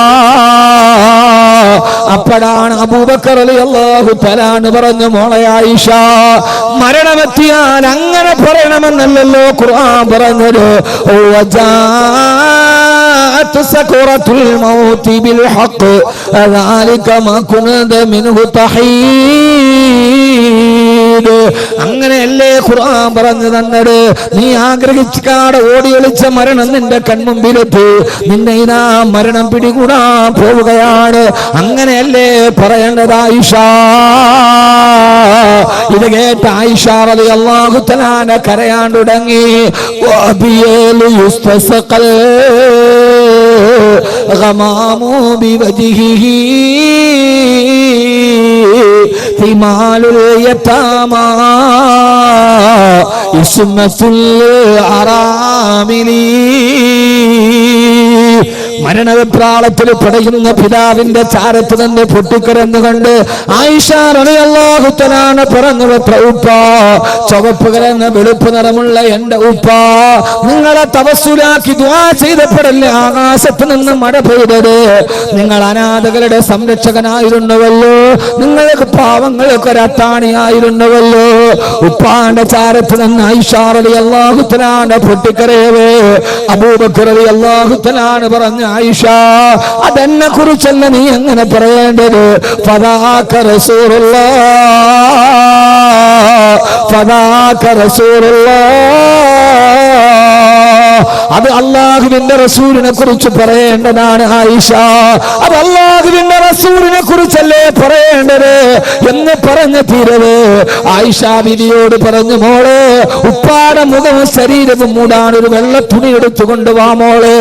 ഇതാണ് മരണമെന്നറിയാണ് മകളോട് വസിയത്ത് ചെയ്തു മകള് തുണിയെടുക്കാനോട്. ഇത് കേട്ട സഹാബത്ത് ചോദിച്ചു, അമീറുൽ മുഅ്മിനീൻ, അങ്ങ് മരണത്തിന്റെ വക്കീലാണല്ലോ, രോഗം മൂർച്ഛിച്ചുവല്ലോ, ഞങ്ങൾ നിങ്ങൾക്ക് വേണ്ടി ഒരു വൈദ്യനെ വിളിച്ചു കൊണ്ടുവരട്ടെ? അബൂബക്കർ റളിയല്ലാഹു അൻഹു പിന്നെ മറുപടി വന്നു, ഓ വൈദ്യനെ നിങ്ങൾ വിളിക്കണ്ട, വൈദ്യൻ എന്നെ വന്ന് സന്ദർശിച്ചിട്ട് ഇപ്പൊ തിരിച്ചു പോയതേയുള്ളൂ, ഞങ്ങളെ കണ്ടില്ലല്ലോ. ആട്ടെ, പരിശോധിച്ച വൈദ്യൻ എന്നാണ് റിസൾട്ട് പറഞ്ഞത്? ബഹുമാനപ്പെട്ട അബൂബക്കർ റളിയല്ലാഹു തആല എന്നെ മറുപടി, എന്നെ പരിശോധിച്ചിട്ട് വൈദ്യൻ എന്നോട് പറഞ്ഞു, ഇന്നി ഫആലുന ലിമാ ഉരീദ്, നീ എന്റെ അടുക്കലേക്ക് വരാൻ പോവുകയാ, എന്താണോ എനിക്ക് തോന്നുന്നത് അതുപോലെ നിന്നോട് ഞാൻ പെരുമാറുമെന്ന് ആ സന്ദർശകൻ എന്നോട് പറഞ്ഞിട്ടാണ് പോയതെന്ന് മഹാനായ സയ്യിദുനാ അബൂബക്കർ സിദ്ദീഖ് റളിയല്ലാഹു തആല അൻഹു. സഹോദരങ്ങളെ, ആയിഷ റളിയല്ലാഹു തആല വെള്ള തുണിയുമായി വരുമ്പോ അശ്ഹദു അല്ലാ ഇലാഹ ഇല്ലല്ലാഹ് വ അശ്ഹദു അന്ന മുഹമ്മദർ റസൂലുള്ളാഹ് അവസാനത്തെ വിശുദ്ധവാക്യം പറഞ്ഞിട്ട് മഹാനായ അബൂബക്കർ റളിയല്ലാഹു തആല അൻഹു വിട പറയാൻ തീരുമാനിച്ചിരുന്നുവെങ്കിൽ എന്റെ പ്രിയപ്പെട്ട സഹോദരങ്ങളെ, എന്റെ പ്രിയപ്പെട്ട സഹോദരിമാരെ, എനിക്ക് പറയാനുള്ളത് ഈ ആധുനിക ലോകത്തിന്റെ അസുരഭാവങ്ങളെ നമ്മുടെ ജീവിതത്തിലേക്ക് പകർത്താനല്ല, അവസാനം വിട പറയുന്ന നേരം നല്ലവനായി വിട പറയാ എന്റെ പുതിയ ന്യൂ ജനറേഷൻ തലമുറയോട് നിങ്ങൾ ഈ ജീവിതത്തിൽ ഇങ്ങനെ അടിച്ചു പൊളിച്ച് ജീവിക്കാനല്ല, പിന്നെയോ അവസാനം വിട പറയുന്ന പോലെ അള്ളാഹുവിന്റെ വിശുദ്ധമായ ദീനിനു വേണ്ടി ജീവിച്ചു മരിച്ചു പോയ ഒരു യഥാർത്ഥ ചെറുപ്പക്കാരനെ പോലെ, ഉമറിനെ പോലെ, ഖാലിദിനെ പോലെ, സൈദിനെ പോലെ, മഹാനായ ഹംസത്തുൽ ഖറാ റളിയല്ലാഹു അൻഹുവിനെ പോലെ അവസാനം വിട പറയുന്ന നേരം എന്റെ ജീവിതം റബ്ബിന് വേണ്ടി സമർപ്പിച്ചതാ, എന്റെ ജീവിതം ഇസ്ലാമിന് വേണ്ടി സമർപ്പിച്ചതാ, ഞാൻ എന്റെ ജീവിതം മുഴുവൻ പടച്ചറപ്പിന്റെ തൃപ്തിക്ക് ജീവിച്ചതാ. അവസാനം വിട പറയുന്ന നേരത്ത് നാളെ പരലോകത്ത് കിട്ടുന്ന സ്വർഗത്തിന്റെ ഛായാചിത്രം അവനവന്റെ കൺമുമ്പുകളിൽ തെളിഞ്ഞു കണ്ട് സുന്ദരമായി വിട പറയാ. പുതിയ തലമുറയ്ക്ക് കഴിയാതെ പോയാ, ന്യൂ ജനറേഷന് കഴിയാതെ പോയാ, നമ്മുടെ ലോകമെന്ന് പേരിട്ട് കൊടുത്തൊരു പേരാണ് ന്യൂ ജനറേഷൻ എന്ന് പറഞ്ഞാൽ പുതിയ തലമുറ. ന്യൂ ജനറേഷൻ എന്ന് പറഞ്ഞാൽ പുതിയ തലമുറ. ആരാണ് ന്യൂ ജനറേഷൻ ഫ്രീക്കന്മാരെന്നറിയോ? അണുകുടുംബത്തിൽ ജനിച്ചിട്ട് ആധുനിക രാസവള നിർമ്മാണശാലയിൽ ഉപോൽപ്പന്നം പോലെ കെൻഡക്കിയും KFCയും ബർഗറും പിസയും മാത്രം തിന്നു പഠിച്ച, രാവിലെ മൊബൈൽ ഡാറ്റയുടെ ബാലൻസ് നോക്കുന്ന, വൈകുന്നേരം ആരാണ്ട് മടിക്കുത്തിനി പിടിച്ചിട്ടാണെങ്കിലും വേണ്ടില്ല മൊബൈൽ ഡാറ്റ ചാർജ് ചെയ്ത് പാതിരാത്രിയുടെ നിശബ്ദതയിൽ ലോകത്തുള്ള 140 രാട്ടത്തിലേറൊക്കെ പെണ്ണ് തുണിയുരിഞ്ഞാടിയാൽ കൈവെള്ളയിൽ നിൽക്കുന്ന www.com ലോകത്തുള്ള പെണ്ണിന്റെ അനാവശ്യം മുഴുവനും ആസ്വദിക്കുന്ന, പാതിരാത്രി പകലാക്കി മാറ്റുന്ന, അവസാനം ആസ്വദിച്ച് തളർന്നു കഴിയുമ്പോ മുമ്പിൽ നികത്തി വെച്ചിരിക്കുന്ന ലാപ്ടോപ്പിന്റെ ഡെസ്ക്ടോപ്പിലേക്ക് തലതേത്ത് വെച്ച് മയങ്ങുന്ന, വർഷങ്ങളായി പള്ളിയിലെ സുബഹിന്റെ ബാങ്ക് ചെവിയിൽ ഇതേവരെ കേട്ടിട്ടില്ലാത്ത, ഇതേവരെ വർഷങ്ങളായി സുബഹിയുടെ ബാങ്ക് കേൾക്കാതെ മധ്യാഹ്നത്തിൽ എഴുന്നേറ്റ് പോകുന്ന എന്റെ പ്രിയപ്പെട്ട മുസ്ലിം ചെറുപ്പക്കാരാ, എന്റെ പ്രിയപ്പെട്ട മുസ്ലിം ചെറുപ്പക്കാരാ, മാറണ്ട മോനെ, നിനക്ക് പ്രണയമെന്ന 3 അക്ഷരത്തെ കാമമെന്ന 2 അക്ഷരത്തോട് ചേർത്ത് പിടിച്ച് എല്ലാം പെണ്ണാണെന്ന് കരുതുന്ന, എല്ലാ പെണ്ണിനോടുള്ള അഭിനിവേശം എന്ന് കരുതുന്ന, ജീവിതം മുഴുവനും ഒരു മൊബൈൽ ഫോണുമായി പെണ്ണിന്റെ പുറകെ മാൻപേടയുടെ പുറകെ സിംഹക്കുട്ടി നടക്കുന്നത് പോലെ നടന്നു പോകുന്ന പുതിയ തലമുറയോട് ഞാൻ ഓർമ്മിപ്പിക്കുകയാ. പൊന്നുമോനെ, നന്നായിട്ട് മരിക്കണ്ട മോനെ, നന്നായിട്ട് വിട പറയേണ്ട കുട്ടിയെ, മരിക്കുന്ന സമയത്ത് സ്വർഗം കാണേണ്ട മോനെ. ആ ഒരു ബോധത്തിൽ ജീവിക്കാൻ കഴിയണ്ടേ? അങ്ങനെ ബോധത്തിൽ ജീവിച്ചപ്പോഴാണ് മഹാനായ ഖാത്തമുൽ അസ്മർ റളിയല്ലാഹു തആല അൻഹു 30 വർഷക്കാലം തന്റെ ഉസ്താദായ സക്കീഖുൽ ബൽഖിയുടെ വീട്ടിൽ പഠിക്കാൻ പോയി. 30 വർഷക്കാലം തന്റെ ഉസ്താദിന്റെ വീട്ടിൽ പോയിട്ട് ആ 30 വർഷക്കാലം നിനക്ക് വെള്ളമൊഴിച്ചതെന്നത് ആണാണോ പെണ്ണാണോ എന്ന് മഹാനവറുകൾക്ക് അറിയുമായിരുന്നില്ല. കൂട്ടുകാരന്റെ വീട്ടിലേക്ക് പോയപ്പോ ഹറാമാണെന്ന് കരുതിയിട്ട് പെൺമക്കളുടെ മുഖത്ത് നോക്കാതെ കണ്ണ് താഴോട്ട് ചരിച്ചിരുന്ന, 30 വർഷമായൊരു വീട്ടിൽ സ്ഥിരമായിട്ട് പോയിട്ട് വെള്ളമൊഴിച്ച് തന്നനാണാണോ പെണ്ണാണോ എന്നറിയാതിരുന്ന ഒരു മനുഷ്യജന്മം ഈ ലോകത്തൊക്കെ കടന്നു പോയിട്ടുണ്ട്. ഒരു ദിവസം സക്കീഖുൽ ബൽഖി റളിയല്ലാഹു തആല വീട്ടിൽ പോകുമ്പോ ഖാത്തമുൽ അസ്മർ ഡ്രസ് മാറിക്കൊണ്ടിരിക്കുകയാ. വാതിലിൽ പോയി മുട്ടി. ഉസ്താദ് പറഞ്ഞു, പെൺമക്കളോട് ആരാണ് വാതിലെന്ന് നോക്കുക. വാതിലിൽ നോക്കുമ്പോ മഹാനായ ഖാത്തമുൽ അസ്മർ റളിയല്ലാഹു തആല കണ്ണിങ്ങനെ താഴോട്ട് കുനിഞ്ഞു നിൽക്കുന്നുണ്ട്. പെൺമക്കളോട് ചെന്ന് വാപ്പായോട് പറഞ്ഞ വാക്ക് ഇന്നും ചരിത്രത്തിൽ കിടക്കുന്നുണ്ട്. ആരാണ് മക്കളെ വാതിൽപ്പടിയിൽ വന്നത്? ഉപ്പാ സാഹിബുക്കൽ അമാ, സാഹിബുക്കൽ അമാ. ഇത് പറഞ്ഞ എന്റെ പുതിയ തലമുറക്കും മനസ്സിലൊന്ന് വിശ്വസിക്കാൻ കഴിയില്ല. വാപ്പാ നിങ്ങളുടെ അന്ധനായ കൂട്ടുകാരനാണ് ഉപ്പ. അന്ധനായ കൂട്ടുകാരൻ എനിക്കില്ലല്ലോ. ചെന്ന് നോക്കുമ്പോ ഖാത്തമുൽ അസ്മർ റളിയല്ലാഹു അൻഹു, മക്കളെ ആ ചെറുപ്പക്കാരൻ അന്ധനല്ല. 30 വർഷക്കാലം നിങ്ങളുടെ വീട്ടിലെ നിത്യസന്ദർശകനായി വരുമ്പോ തങ്ങളുടെ മുഖത്തേക്ക് കണ്ണുയർത്തിയൊന്ന് നോക്കാത്ത ചെറുപ്പക്കാരന് അന്ധനാണെന്ന് ആ പെൺകുട്ടികൾ വിചാരിച്ചു പോയിരുന്നു. 21ാം നൂറ്റാണ്ടിൽ ചിന്തിക്കാൻ കഴിയോ ഇങ്ങനെ ഒരു ചെറുപ്പക്കാരനെ കുറിച്ച്? കടന്നു പോകുന്നവന്റെ വീട്ടിലെ പെണ്ണിനെ പോലെ കാമത്തിന്റെ മെത്തയിൽ കിടത്തുന്ന, സീരിയലിന്റെ മോഹമായിട്ട് കഴിഞ്ഞ ശാരി എന്ന നമ്പൂതിരി കുട്ടി കോട്ടയം മെഡിക്കൽ കോളേജിന്റെ മോർച്ചറിയിൽ 90% പൊള്ളലേറ്റ് കൊണ്ടുപോകാൻ കാരണക്കാരിയായ അവളുടെ വീട്ടിലെ നിത്യസന്ദർശകയായിരുന്നു അവളുടെ അമ്മയുടെ ബന്ധുവായിരുന്നുവെങ്കിൽ, സഹോദരങ്ങളെ, കാണുന്നവനെയൊക്കെ കൂട്ടിക്കൊടുക്കുന്ന ലോകത്ത് 30 വർഷക്കാലം ഒരു വീട്ടിൽ പോയിട്ടൊരു പെൺകുട്ടികളുടെ മുഖത്ത് നോക്കാതെ ആ പെൺകുട്ടികൾ ഇത് അന്ധനാണെന്ന് ധരിച്ചു പോയിരുന്ന അതാ വീട്ടിൽ മാത്രമല്ല മഹാനവകാ നാട്ടിലെ അങ്ങാടിയിലൂടെ നടന്നു പോകുമ്പോ അരുതാത്ത കാഴ്ചകളൊന്നും കാണാതിരിക്കാൻ കണ്ണ് താഴേക്ക് നടത്തുമ്പോ അത് കാണുമ്പോ അങ്ങാടിയിലെ ആളുകൾ പറയുമായിരുന്നവത്രേ, അല്ലാഹുവേ അല്ലാഹുവേ അല്ലാഹുമ്മ ഇന്നി അഊദു ബിക മിനൽ അമാ, അല്ലാഹുവേ നിന്നോട് ഞങ്ങൾ അന്ധതയിൽ നിന്ന് കാവലിനെ തേടുന്നു അല്ലാ. ആ നടന്നു പോകുന്ന മനുഷ്യനോട് അന്ധനാണെന്ന് കരുതിയിട്ട് അങ്ങാടിയിലെ ചുറ്റുവട്ടത്ത് നിന്ന ആളുകൾ ഞങ്ങളെ ഇങ്ങനെ അന്ധനാക്കല്ലേ അല്ലാ എന്ന് കാവലിനെ തേടുന്ന രീതി അല്ലാഹുവിന് ഇഷ്ടപ്പെടാത്തവന്റെ കണ്ണിന് വേണ്ടാന്ന് പറഞ്ഞിട്ട് സഹോദരങ്ങളെ, എന്റെ ചെറുപ്പക്കാരെ, നമ്മുടെ കണ്ണുകൾ കൊണ്ട് കാണുന്നത് പാപമാ. ഒന്നും വേണ്ട, നമ്മുടെ ഹൃദയം കറുക്കാൻ അധിക സമയം വേണ്ട. കണിയാപുരത്ത് നിന്ന് നേരെ കഴക്കൂട്ടം വരെ സഞ്ചരിച്ചാൽ മതിലുകൾ വെച്ചിരിക്കുന്ന പോസ്റ്ററുകൾ കണ്ടാൽ മതി. ഹറാമിന്റെ പേക്കൂത്ത് നടത്തുമ്പോ മക്കളും ഭാര്യയുമായിട്ട് നടക്കാൻ കഴിയാത്ത സിനിമാ നടിമാരുടെ അടിപ്പാവാടയുടെ കളർ പോലും കാണിക്കുന്ന അർദ്ധനഗ്ന പോസ്റ്ററുകൾ വ്യാപകമാകുമ്പോ ഒരു കാര്യത്തിൽ ഇതൊക്കെ കാണാൻ വിധിക്കപ്പെട്ടവരാണ് നമ്മൾ. പെട്ടെന്ന് തുറന്നാൽ ഫേസ്ബുക്ക് ഓൺ ചെയ്താൽ അശ്ലീലതയുടെ ആവർത്തന ഭാവങ്ങളെ കാണുമ്പോ ഒരു കാര്യത്തിൽ ഗൾഫ് രാഷ്ട്രത്തിൽ ജീവിക്കാൻ കഴിഞ്ഞാൽ കുറച്ച് നല്ലതാണ്. GCCയിൽ എവിടെ പോയാലും ദേശീയ പാതയിലൂടെ സഞ്ചരിക്കുമ്പോൾ ബോർഡ് കാണും, ലാ തനസ ദിക്റല്ലാ, അല്ലാഹുവിന്റെ ദിക്റിനെ മറക്കരുത്.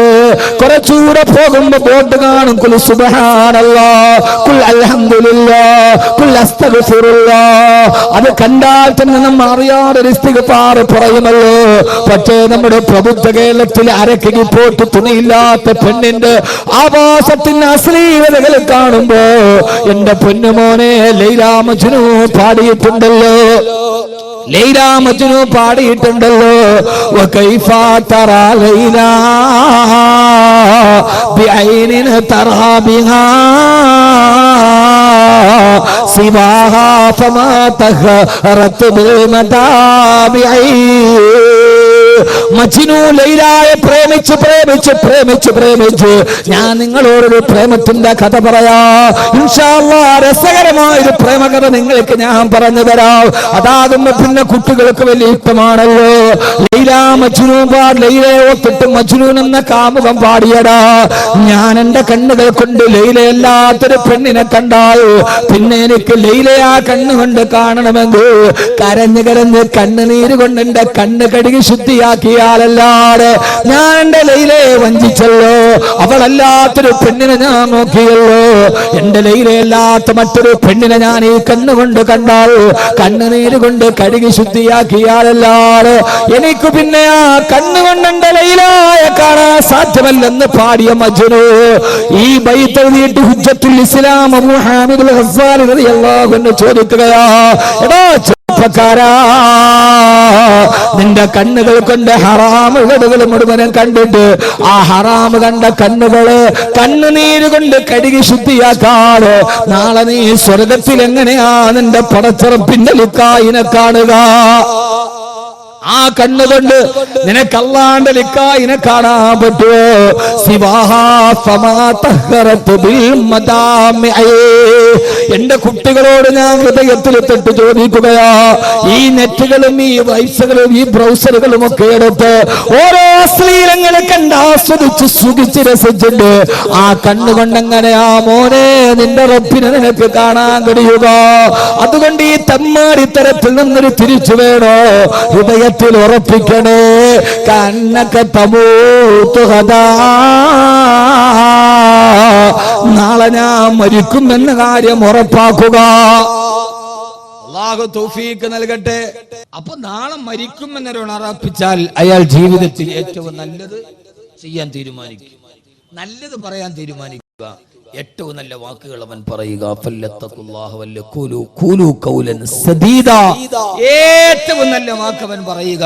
ഏറ്റവും നല്ല വാക്യതാ എന്ന് പറയും. ഏറ്റവും നല്ല വാക്യതാ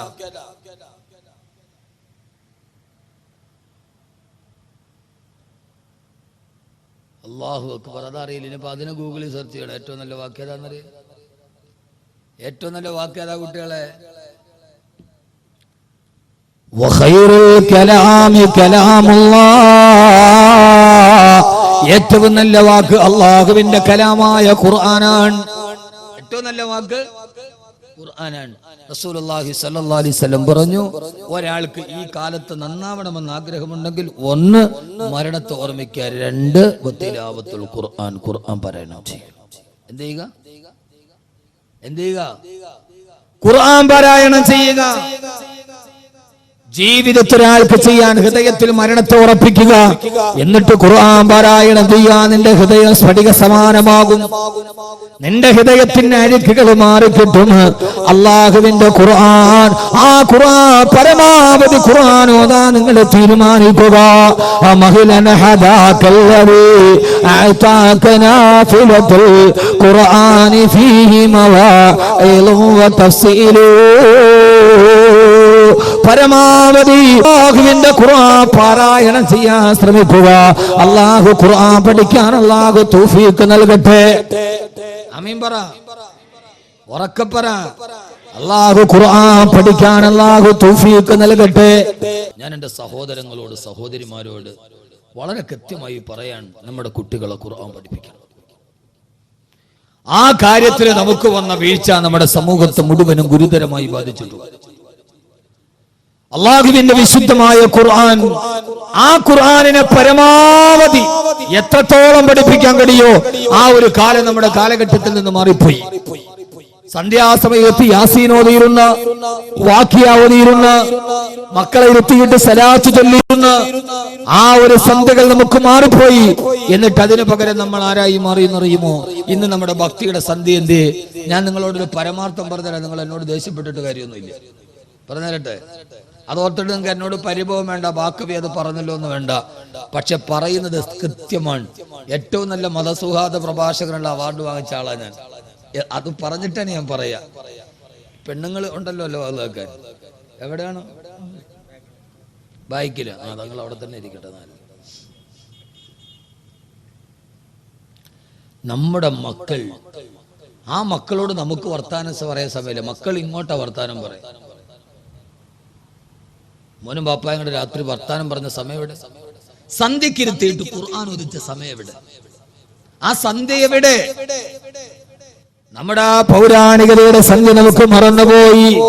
കാരണം സന്ധ്യാസമയം എന്ന് പറഞ്ഞാൽ ഭക്തിയുടെ സമയമാണെന്ന് ഏഷ്യാനെറ്റുകാരനും സൂര്യക്കാരനും അറിയാം. അതുകൊണ്ട് സന്ധ്യാസമയത്ത് മഗ്‌രിബിന്റെ സമയത്താണ് ഭക്തിയുടെ സീരിയലുകൾ പ്രക്ഷേപണം ചെയ്യുക. ശ്രീ ഗുരുവായൂരപ്പൻ, ശ്രീ ശബരിമല അയ്യപ്പൻ, ഈ സീരിയലുകൾക്ക് സമയം ഏത് സമയം? ഗുരുവായൂരപ്പന്, ശബരിമല അയ്യപ്പനോടൊക്കെ ഉള്ള ഭക്തിയുടെ സീരിയൽ ഏഷ്യാനെറ്റും സൂര്യൻ വിടുന്ന ഏത് ടൈമിലാ നിങ്ങൾക്ക് അറിഞ്ഞൂടാ? നിങ്ങളിതൊന്നും നോക്കാത്ത മുത്തക്കീങ്ങളാണ് പിന്നെ നിങ്ങൾ ഉടലോടെ സ്വർഗത്തിൽ പോണ ആളുകളാണ്. നിങ്ങളിതൊന്നും അറിയാത്ത ഇത്രയും വലിയ മുത്തക്കീങ്ങളായിട്ടിരുന്ന നിങ്ങളോട് ആരോടാ പറയാ? പക്ഷേ സഹോദരങ്ങളെ, മഗ്‌രിബിന്റെ സമയത്താണത് രണ്ടും പ്രക്ഷേപണം ചെയ്യുക. ഒരു കാലത്ത് പള്ളിയിലും മസ്ജിദുൽ ഇബാദയിലും മഗ്‌രിബിന്റെ ബാങ്ക് കേട്ടാൽ അല്ലാഹു അക്ബർ, അല്ലാഹു അക്ബർ, ആ ബാങ്ക് കേട്ടാൽ ആ സമയത്ത് നമ്മുടെ വീട്ടിൽ സൂറത്തുൽ വാഖിയ ഉണ്ടായിരുന്നു, യാസീനുമായിരുന്നു കാരണവന്മാരും മക്കളുമെല്ലാം. ഇന്ന് ആ സമയത്ത് പള്ളിയിലെ മഗ്‌രിബിന്റെ ബാങ്ക് വിളിക്കുമ്പോ ആ സമയത്ത് പെങ്ങളെ നീ ഒന്ന് TV ഓൺ ചെയ്താൽ ആ സമയത്താണ് ഏഷ്യാനെറ്റിലെ ഗുരുവായൂരപ്പന്റെ സീരിയൽ തുടങ്ങുന്നത്. അത് നീ റിമോട്ട് ഓൺ ചെയ്യുമ്പോൾ മഗ്‌രിബില് പള്ളിയിൽ ബാങ്ക് വിളിക്കുന്ന സമയത്ത് നിന്റെ വീട്ടിൽ കേൾക്കുന്നത് എന്താ? ഓം ഗുരുവായൂരപ്പ, ഓം ശബരിമല അയ്യപ്പ. മഗ്‌രിബിന്റെ സമയത്ത് വാഖിയും യാസീനും ഓതുന്ന സമയത്ത് അറിയാതെങ്കിലും നീ നിന്റെ വീട്ടിൽ ശിർക്കിന്റെ പദം പറയിപ്പിച്ചില്ല പെങ്ങളെ. പിന്നെ എങ്ങനെയാ നിന്റെ വീട്ടിൽ അല്ലാഹുവിന്റെ ബറക്കത്ത് ഉണ്ടാവുക? ആ സീരിയൽ ഒന്ന് ഓൺ ചെയ്യുമ്പോ ആ വിളികളോടെ നിന്റെ മഗ്‌രിബിന്റെ സമയം തുടങ്ങുമ്പോ ബോധപൂർവമോ അല്ലാതെ ആ സമയത്ത് നിന്റെ വീട്ടിലെ ശിർക്കിന്റെ പദം നീ പറയിപ്പിച്ചവളാണ്. അതുകൊണ്ട് സഹോദരിമാര്, എത്ര വലിയ അണുകുടുംബമായാലും എവിടെയൊക്കെ എത്തി നിന്നാലും സന്ധ്യാസമയത്ത് നിങ്ങൾ ഖുർആൻ ഓതണേ. അല്ലാഹുവിന്റെ ഖുർആൻ പാരായണം ചെയ്യണേ. എത്ര വലിയ കോടീശ്വരന്മാരായാലും ഒരു കാര്യം ഞാൻ പറയട്ടെ നിങ്ങളോട്, കേരളം കണ്ട വലിയ കോടീശ്വരനാണ് ലുലുവിന്റെ MD ബഹുമാനനായ MA യൂസുഫ് അലി സാഹിബ്. എന്റെ വളരെ അടുത്ത ഒരു ഹൃദയബന്ധമുള്ള ആളാണ്. അല്ലാഹു അദ്ദേഹത്തിന് ആഫിയത്തും ആരോഗ്യവും കൊടുക്കട്ടെ. കഴിഞ്ഞതിന് മുമ്പിലത്തെ റമളാനില് അദ്ദേഹത്തിന്റെ വീട്ടിൽ നോമ്പ് തുറക്കാൻ പോകുന്ന സമയമാണ്. 10 മിനിറ്റ് കൂടിയുണ്ട്. എല്ലാവരും വലിയ വലിയ വൻകിട ബിസിനസ്സുകാരുടെ ഇഫ്താറമിറ്റാണ്. അതിലേക്ക് ഈ വിനീതന് ക്ഷണമുണ്ടായിരുന്നു.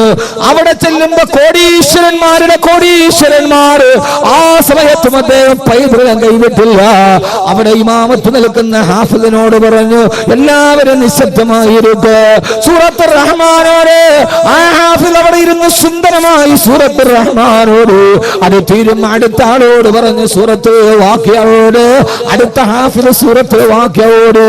അത് കഴിഞ്ഞപ്പോ അവിടെ ഇരിക്കുന്ന മഹാനായ ലാളിത്യത്തിന്റെ പ്രതീകമായി ഈ കേരളത്തിന്റെ ജനതയെ ഞെട്ടിത്തെരിപ്പിച്ച ബഹുമാനപ്പെട്ട ശൈഖുനാ ആലിക്കുട്ടി ഉസ്താദ് അവരുടെ ആലിക്കുട്ടി ഉസ്താദിനോട് ദുആ ചെയ്യാൻ പറഞ്ഞു. ഉസ്താദ് ദുആ ചെയ്തു. തീർന്നപ്പോ എന്നോട് പറഞ്ഞു, ബാക്കവി നിങ്ങളും ഒന്ന് ദുആ ചെയ്യ്. ആ ദുആയിലേക്ക് കടന്നു. അബുദാബി ശൈഖ് സായിദ് മസ്ജിദിൽ മഗ്രിബിന്റെ ബാങ്ക് മുടങ്ങുന്നത് സെൽസിഡിയിലൂടെ കണ്ടു. ഈത്തപ്പഴം കാരക്കയുമായി നോമ്പ് മുറിക്കപ്പെട്ടു. ഞാനൊന്ന് ചോദിക്കട്ടെ മോനെ, നമ്മുടെ വീട്ടിലല്ല നമ്മുടെ നാട്ടിലെ ചുമഴത്ത് പള്ളിയിൽ പോലും നോമ്പ് തുറക്കുന്നതിന് 10 മിനിറ്റ് മുമ്പ് നിശബ്ദമായിരുന്നു. ഖുർആനോട് ദുആ ചെയ്തിട്ട് നമുക്കൊന്ന് നോമ്പ് തുറക്കാൻ കഴിയോ? ഒരു പള്ളിയിൽ നടക്കാത്തത് പോലും അദ്ദേഹത്തിന്റെ വീട്ടിൽ നടന്നപ്പോ ഞാനിത് അദ്ദേഹം എനിക്ക് കോടികൾ തന്നതുകൊണ്ട് പറയാൻ നിങ്ങൾ കരുതണ്ട. അങ്ങനെ കരുതിയാൽ എനിക്കൊട്ടൊരു പുല്ലുമില്ല. ലോകത്ത് കണ്ട നന്മകളെ ആരുടേതാണെങ്കിലും വിളിച്ചു പറയാൻ കഴിയുണ്ടോ? ഒരു നന്മയുടെ സമവാക്യം നമുക്കുണ്ടാവണം. പൊന്നുമോനെ, അല്ലാഹുവിന്റെ ഖുർആൻ പാരായണം ചെയ്ത ഞാൻ ഇവിടെ നിൽക്കുന്ന ചെറുപ്പക്കാരോട് ചോദിക്കുക, നിനക്ക് എത്ര സിനിമാ പാട്ട് കാണാതെ അറിയാം? എത്ര ആൽബം പാട്ടുകൾ നിനക്ക് കാണാതെ അറിയാം? പക്ഷേ അല്ലാഹുവിന്റെ ഖുർആനിലെ സൂറത്തുൽ ഫാത്തിഹ എങ്കിലും പാരായണ മര്യാദയോടുകൂടി ഒന്ന് പാരായണം ചെയ്യാൻ അറിയാവുന്നവരെന്ന് കൈവക്കാൻ പറഞ്ഞ എത്ര പേരാ കൈവക്കുക? യഥാർത്ഥത്തിൽ ഖുർആൻ നമ്മുടെ ഗ്രന്ഥമല്ലേ?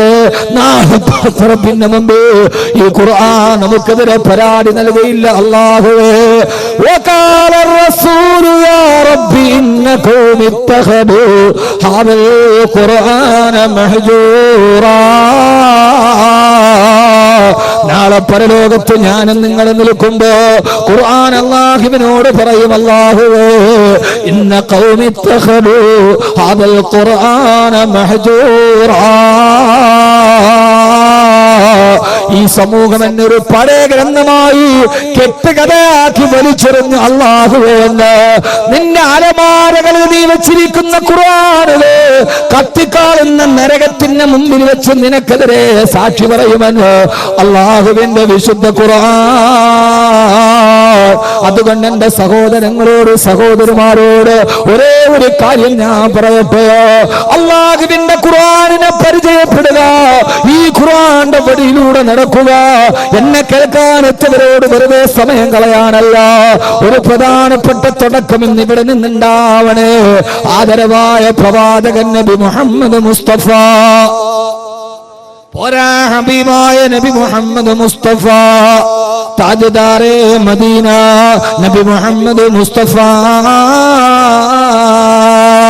कभी ये बुलंदी है कूहे सफा है, कभी ये तजल्ली तारे गिरा है, कभी ये बुलंदी है कूहे सफा है, कभी ये तजल्ली तारे गिरा है.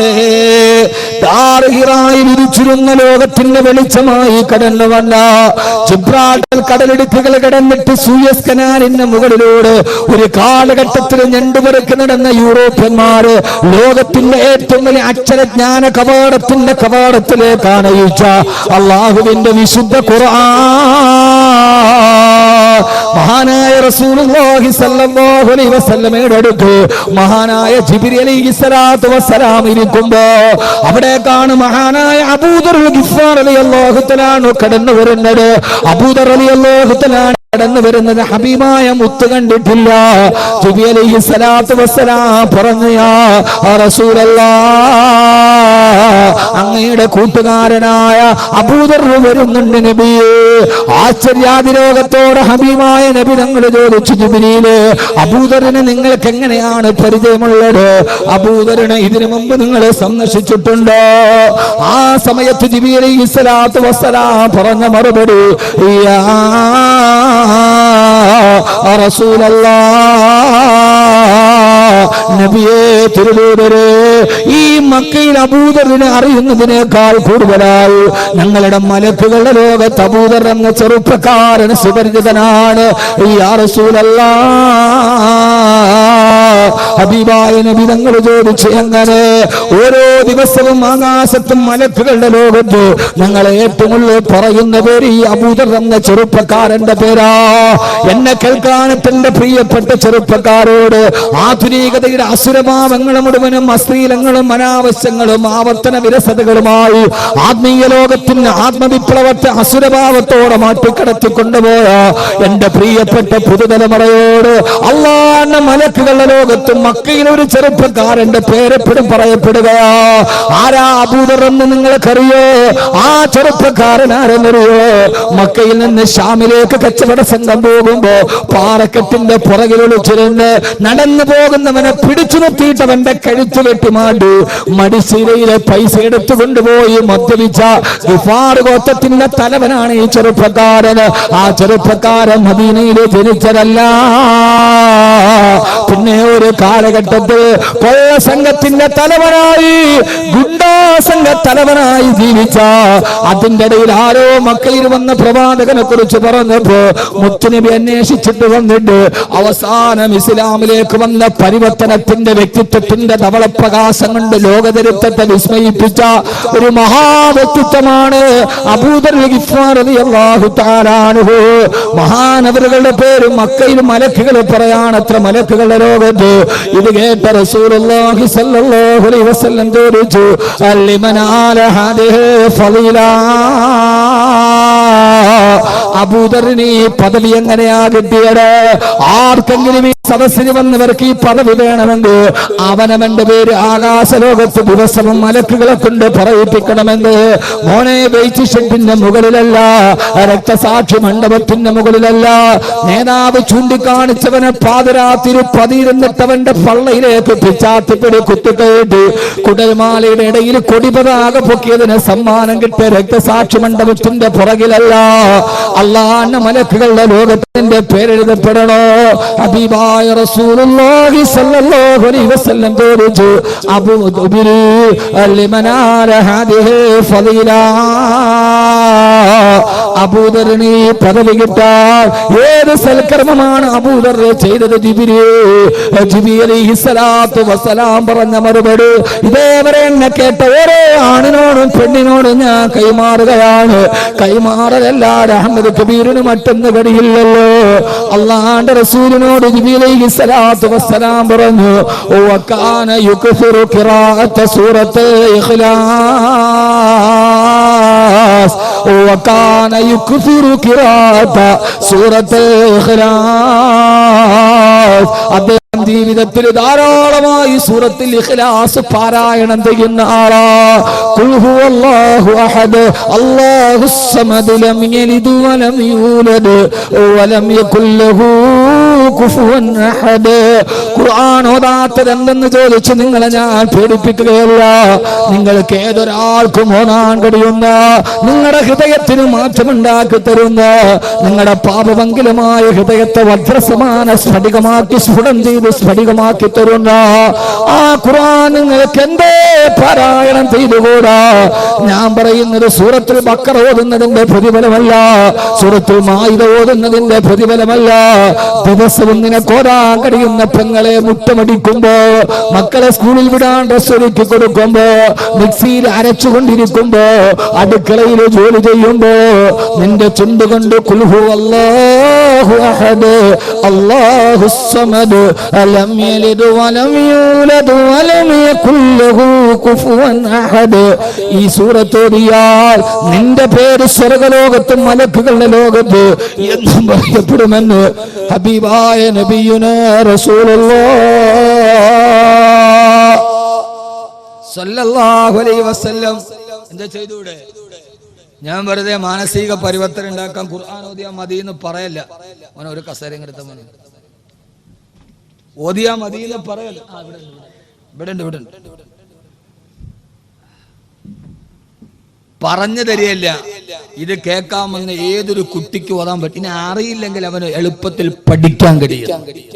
ഖുർആൻ പഠിക്കണം. അല്ലാഹു തൗഫീഖ് നൽകട്ടെ. ആമീൻ പറ. ഞാൻ ആമീൻ കേട്ടിട്ടെങ്ങാനും പഠിക്കാൻ തോന്നിയാലും ഓർത്തിട്ട് അള്ളാഹു പഠിക്കാൻ തൗഫീഖ് നൽകട്ടെ. ഖുർആൻ ഒരു അത്ഭുതമാണ്. ഖുർആനെ കുറിച്ച് പ്രസംഗിച്ചാൽ തിരുവച്ച പിന്നെ പറയാൻ പറ്റും. എല്ലാം നമ്മളെ പഠിപ്പിച്ചത് ഖുർആനാണ്. എഴുതാൻ മാത്രമല്ല വായിക്കാനും എണ്ണാനും നമ്മളെ പഠിപ്പിച്ചത് ഖുർആനാണ്. എൻ്റെ കുട്ടികളോട് ഞാൻ പറയാം, ഖുർആൻ നിങ്ങൾ പഠിക്കണം. എണ്ണാൻ പഠിപ്പിച്ചത് ഖുർആനാണ്. 1 2 3 4 5 6 7 8 9 10 11 12 ഇങ്ങനെ ആദ്യമായിട്ട് നമുക്ക് എണ്ണൽ സംഖ്യ പഠിപ്പിച്ചാരാ? ഇത് മരിക്കുമ്പോൾ ഓതാനുള്ള ഗ്രന്ഥം മാത്രമല്ല, സമയമില്ല. 1 2 3 4 5 6 എണ്ണാൻ പഠിപ്പിച്ചാരാ? ആരാ സമയം? അങ്കൻവാടി പോയപ്പോ ടീച്ചർ അല്ലേ? അങ്ങനെയല്ലേ? അല്ലെ LKG-യിലും. അപ്പൊ ഇന്നിപ്പോ LKG UKG ഇല്ല. അന്ന് 1 മുതൽ 10 വരെ. നമ്മുടെയൊക്കെ കാലത്ത് LKG ഇല്ല, UKG ഇല്ല, +1 ഇല്ല, +2 ഇല്ല. 1 മുതൽ 10 വരെ. 10 കഴിഞ്ഞാൽ പിന്നെ PDC പരമദരിദ്രവാസി കോഴ്സ്.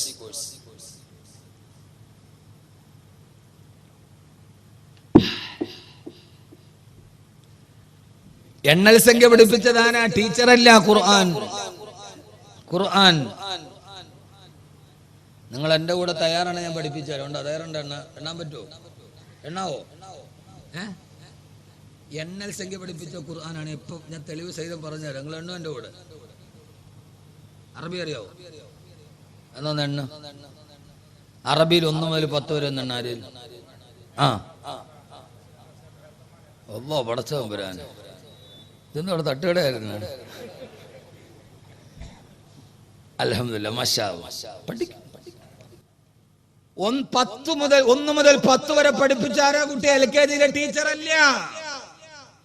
فدعوا إلى طعام واحد فأرسلنا إليهم 2 سيقولون 3 فخذ 4 من الطير سيقولون 5 الله الذي خلق السماوات والأرض وما بينهما في 6 أيام الذي خلق 7 سماوات طباقا أزواج وكان في المدينة 9 رهط تلك 10 كاملة إن عدة الشهور عند الله 12 شهرا إني رأيت 11 كوكبا إن عدة الشهور عند الله 12 شهرا. ഞാനിപ്പോ ഓതിയത് 12 ആയത്താണ്, ഒരായത്തല്ല. ഖുർആനിലെ 12 ഭാഗത്തുനിന്ന് 12 ആയത്താണ് ഓതിയത്. 1 മുതൽ 12 വരെ. ഖുർആൻ പഠിക്കു കുട്ടികളെ.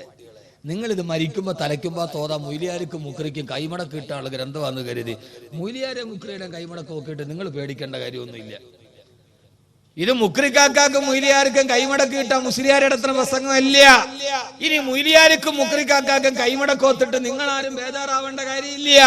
കാരണം ലോകത്തിലെ വലിയ കോടീശ്വരന്മാര് കടക്കണമെന്ന് ആത്മഹത്യ ചെയ്തിട്ടുണ്ട്. ലോകത്തിലെ ഏറ്റവും വലിയ ശമ്പളത്തിൽ ജോലി ചെയ്യുന്ന മുക്രിക്കാക്ക ഇന്ന് വരെ കടക്കണമെന്ന് ആത്മഹത്യ ചെയ്ത ചരിത്രം കേട്ടിട്ടില്ല. ഉണ്ടോ? പറയും ലോകത്തിലെ വലിയ കോടീശ്വരന്മാര് കടം വന്നിട്ട് ആത്മഹത്യ ചെയ്തിട്ടുണ്ട്. ലോകത്തിലെ ഏറ്റവും ചെറിയ ശമ്പളം ആരാ? മുക്രിക്കാക്കയുടെ ശമ്പളം ക്ലോസറ്റിലെ വെള്ളം ഒരേപോലെ ആ മുക്രിക്കാക്ക ഇതേവരെ കടക്കണി വന്നിട്ട് ആത്മഹത്യ ചെയ്തൊക്കെ കേട്ടിട്ടുണ്ട്. അപ്പൊ അതോർത്തിട്ട് ആരും ബേജാറാവണ്ട, അത് അല്ലാഹ് വഴിക്കൊക്കെ നടത്തിക്കോളൂ. പക്ഷേ ഇത് ഖുർആൻ എന്ന ശാസ്ത്ര ഗ്രന്ഥത്തെ പഠിക്കണം. നിങ്ങൾ എന്റെ കൂടെ ഫദുഇലാ തആമിൻ വാഹിദ് ഒന്ന് സൂറത്തുൽ ബഖറ ഫാറസൽനാ ഇലൈഹിം മുസ്നൈൻ സൂറത്ത് യാസീൻ ഇത്നൈൻ 2 സയഖൂലൂന സലാസ 3 സൂറത്തുൽ കഹ്ഫ് ഫഖുദ് അർബഅതൻ മിനത് തൈർ 4 സൂറത്ത് ആല ഇംറാൻ സയഖൂലൂന ഖംസത്തുൻ 5 സൂറത്തുൽ കഹ്ഫ് الذي خلق السماوات والأرض وما بينهما في 6 أيام 6 സൂറത്തുൽ മുഅ്മിൻ الذي خلق السبع 7 സൂറത്തുൽ മുൽക്ക് സൂറത്തുൽ നൂഹ് 8 അസ്വാജ് 8 സൂറത്തുൽ അൻആം وكان في المدينة 9 سورة القصص تلك 10 كاملة 10 سورة البقرة إني رأيت 11 كوكبا 11 سورة يوسف إن عدة الشهور عند الله 12 شهرا 12 സൂറത്ത് തൗബ. 2 മണിക്കൂർ ഇരിക്കും, ഞാൻ പറഞ്ഞുതരാം ഖുർആൻ എന്തൊക്കെ പഠിപ്പിച്ചിട്ടുണ്ടെന്ന്. അതുകൊണ്ട് ഖുർആൻ ഓതണം. ഇത് ലോകത്തിലെ പ്രപഞ്ചത്തിന് ആമുഖ പുസ്തകമാണ്. ഇത് ശാസ്ത്രലോകത്തിന് വിരൽ ചൂണ്ടിക്കൊടുത്ത ഖുർആനാണ്. ഗതാഗത നിയമം, ഞാൻ മണക്കാട് നിൽക്കുമ്പോഴാണെന്ന് എനിക്ക് തോന്നുന്നത്, ഖുർആനും ഗതാഗത നിയമം ഒരു 7 വെള്ളിയാഴ്ച പുസ്തകമുള്ളൂ. ഖുർആനും ട്രാഫിക് നിയമം. നിങ്ങൾ ഹൈവേയുടെ അടുത്ത് താമസിക്കണല്ലേ? ഞാൻ ഇങ്ങോട്ട് വന്നപ്പോൾ ഒരു ബൈക്ക്, ഒരു പൾസറിന്റെ 220 ആണെന്ന് തോന്നുന്നു, അതിന്റെ മുകളിൽ ഒരുത്തിരുന്നിട്ട് ഈ വെടിയുണ്ട വെരി ഗുഡ് പോണ പോലെ പോകണം. ഞാൻ ഒരുത്ത എൻ്റെ വണ്ടിയുമേ വന്ന് കയറി. അവ ഈ വെടി കൊണ്ട വെരി ഇരിക്കണ എന്നെ കുളത്തിന് മുകളിൽ തവള ഇരിക്കണ ഇങ്ങനെ ഇരിക്കും. ആ സൈലൻസർ ഫ്ലൂട്ട് കട്ട് ചെയ്തിട്ട് ഒരു അന്തം വിട്ട സൗണ്ട്. ലോകത്താദ്യമായി സ്പീഡ് ലിമിറ്റ് സൂക്ഷിക്കണം എന്ന് പറഞ്ഞ ഗ്രന്ഥം ഖുർആനാണ്. അറിയോ? 40 സൈൻ ബോർഡിൽ എഴുതിയ 40 പോകാവൂ എന്ന് ട്രാഫിക് നിയമം ആദ്യം പഠിപ്പിച്ചത് ഖുർആനാണ്. സൈലൻസറിന്റെ ഫ്ലൂട്ട് കട്ട് ചെയ്തിട്ട് ഈ രീതിയിൽ നിങ്ങൾ ശബ്ദമലിനീകരമെന്നായി ബൈക്ക് വായിക്കരുത് എന്ന് 1400 വർഷം മുമ്പ് ജിബ്രീൽ ഓതി പറയുകയാണ്. ഇതൊന്നും മുഹമ്മദ് കബീർ പച്ച കിതാബ് നോക്കിയിട്ട് ഗൂഗിളിൽ സെർച്ച് ചെയ്തിട്ട് പറയുന്നതല്ല. നിന്റെ ഗതാഗതത്തിൽ നീ മിതത്വം പാലിക്കണേ. ഏതാണോ സ്പീഡ്, ആ സ്പീഡിന്റെ മുകളിലേക്ക് പോകാൻ പാടില്ല.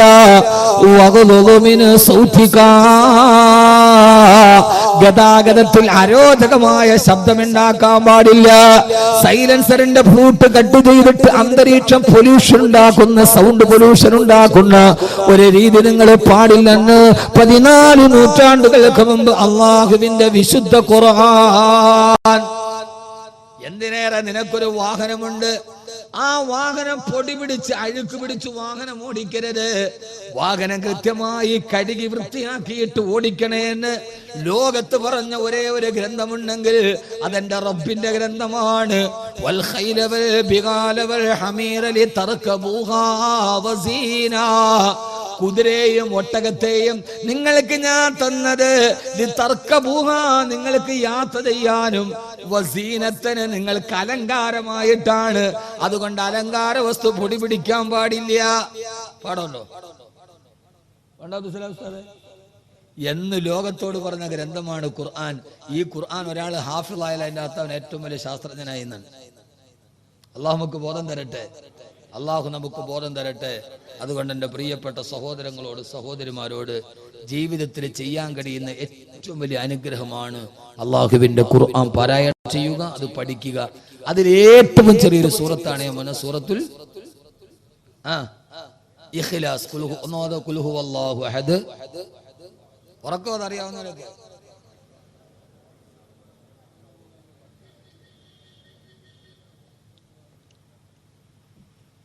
ഒരു പ്രതിഫലവും കൂടെ ഞാൻ പറഞ്ഞുതരാം, അതിനെ അവസാനിപ്പിക്കുക. 1, ഖുർആൻ ഓതിയാൽ നിന്റെ ഹൃദയം നന്നാവും. 2, നിന്റെ പേര് അള്ളാഹുവിന്റെ മലക്കുകളുടെ ലോകത്ത് ജീവിതകാലത്ത് പറയാൻ കഴിയും. രണ്ടാമത്തെ സൂറത്തുൽ ഇഖ്ലാസ് പതിവായി പാരായണം ചെയ്താൽ നിന്റെ മയ്യത്ത് നമസ്കാരത്തിന് 70,000 മലക്കുകൾ സാക്ഷികളാവും. ആണോ? നിന്റെ മയ്യത്ത് നിസ്കാരത്തിന്, നിന്റെ കണിയാപുരത്തിന്നു മുതൽ ഇത് സ്ഥിരമായി ഓതുന്ന ആണിന്റെ പെണ്ണിന്റെ മയ്യത്ത് നിസ്കാരത്തിന് നാട്ടുകാർ മാത്രമല്ല 70,000. 70,000. എന്താ മനുഷ്യന്മാരെ, അലാവുദ്ദീന്റെ അത്ഭുത വിളക്ക് വേണോന്ന് വെച്ചിട്ട് നിങ്ങൾ ഉണ്ടായിരിക്കുക.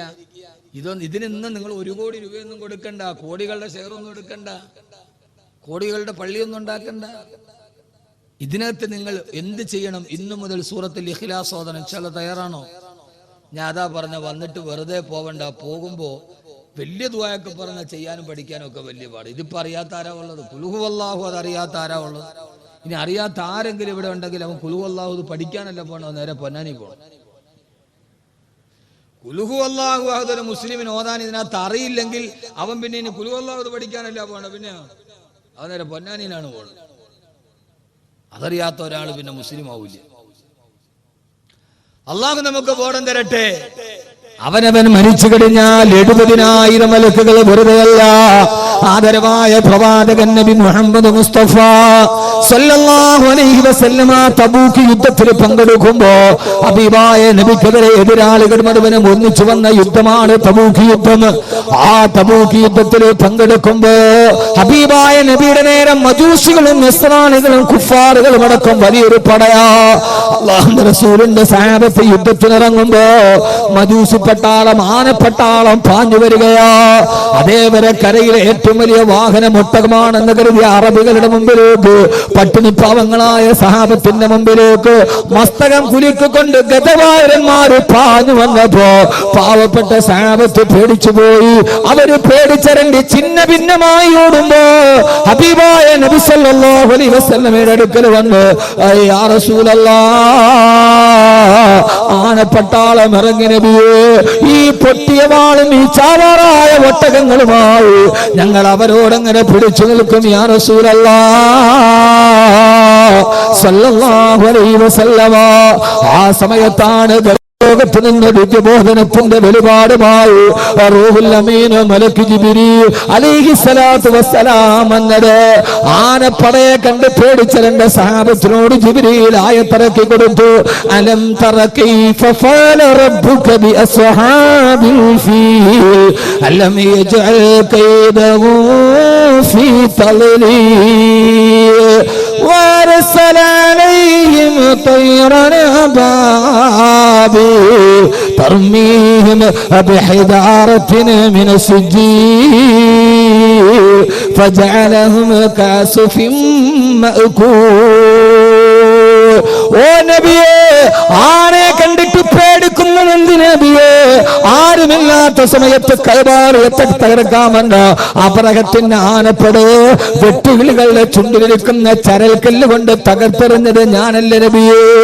ആനപ്പട്ടാളം വെട്ടുകിളിയുടെ മുമ്പിൽ പരാജയപ്പെട്ടിട്ട് ഓടിയപ്പോ മക്കയിലെ കുട്ടികൾ ആനപ്പട്ടാളത്തെ കളിയാക്കിയത് ഓർമ്മയില്ല നബിയേ.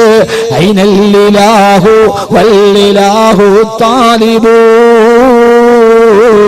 والرنم المغلوب ليس الغالب.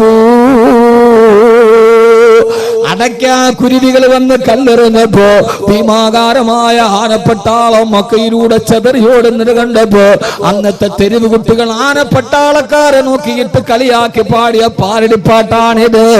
ഐനല്ലിലാഹു വല്ലിലാഹു താരിബൂ വല്ലറനമുൽ മഗ്ലൂബു ലൈസൽ ഗാലിബു. മുറിമൂക്കൻ രാജാവ് തോറ്റോടിയല്ലോ. അർണമെന്ന് പറഞ്ഞാൽ മുറിമൂക്കൻ, മുറിമൂക്കൻ രാജാവ് ഓടിപ്പോകുന്നല്ലോ എന്ന് പാടുന്ന രീതിയിൽ അവരെ തകർത്തില്ല നബിയെ. എന്തിനാണെന്ന് വിഷമിക്കുന്നതെന്ന് ചോദിച്ചപ്പോ ഹബീബായ നബിക്ക് സന്തോഷമായി. ജിബ്രീൽ അലൈഹിസ്സലാത്തു വസ്സലാം ആയത്തോതിയിട്ട് പറഞ്ഞു, യാ റസൂലല്ലാഹ്, എന്റെ കൂടെ 70,000 മലക്കുകൾ വന്നിട്ടുണ്ട് നബിയെ. ജിബ്രീലേ, തബൂക്ക് ഞങ്ങളെ സഹായിക്കാനോ? അല്ലയാ റസൂലല്ലാഹ്, എന്റെ കൂടെ 70,000 മലക്കുകൾ വന്നത് മക്കയിൽ മാത്ത മുആവിയത്ത് ബിൻ മുആവിയ എന്ന് പേരുള്ള ഒരു ചെറുപ്പക്കാരനായ സഹാബി മക്കയിൽ വഫാത്തായി നബിയെ. ആ സഹാബിയുടെ മയ്യത്ത് നിസ്കാരത്തിൽ പങ്കെടുക്കാനാണ് 70,000 മലക്കുകൾ എന്റെ കൂടെ വന്നത്. അല്ലാഹുവിന്റെ റസൂൽ അത്ഭുതപ്പെട്ടു നിൽക്കുമ്പോ മുത്തുനബിയെ, മക്കയിൽ മരിച്ച മുആവിയുടെ മയ്യത്ത് തബൂക്കിൽ നിന്നുണ്ട്, അങ്ങേക്ക് നിസ്കരിക്കണോ നബിയെ? വേണം ജിബ്രീൽ. സഹാബത്ത് ഒളിവെടുത്തിട്ട് വന്നു. ജിബ്രീൽ അലൈഹിസ്സലാത്തു വസ്സലാം ചിറക് കൊണ്ട് ഭൂമിയിൽ നടിച്ചപ്പോ മുആവിയുടെ മയ്യത്ത് മക്കയിൽ കാണാൻ പറ്റുന്ന രീതിയിൽ ഭൂമി മുഴുവൻ സമതലമായി. അവിടെ നിന്നുകൊണ്ട് മക്കയിൽ കിടക്കുന്ന മുആവിയത്ത് ബിൻ മുആവിയ എന്ന സഹാബിയുടെ മയ്യത്ത് നേരിട്ട് കണ്ട് ഹബീബായ നബി തങ്ങളെ സഹാബത്ത് മയ്യത്ത് നിസ്കാരം നിർവഹിച്ചു. നബിയേ, ഇനി 70,000 മലക്കുകളുമായി ഞാൻ പോവുകയാണ്. എവിടേക്ക് ജിബ്രീൽ? മുആവിയത്ത് ബിൻ മുആവിയുടെ മയ്യത്ത് നിസ്കാരത്തിൽ പങ്കെടുക്കാൻ തിരുനൂബരെ. അല്ലാഹുവിന്റെ റസൂൽ ചോദിച്ചു, മുആവിയ, മരിക്കുന്ന നേരത്തെ 70,000 മലക്കുകളെ മയ്യത്ത് നിസ്കാരത്തിൽ പങ്കെടുക്കാൻ മുആവിയത്ത് ബിൻ മുആവിയ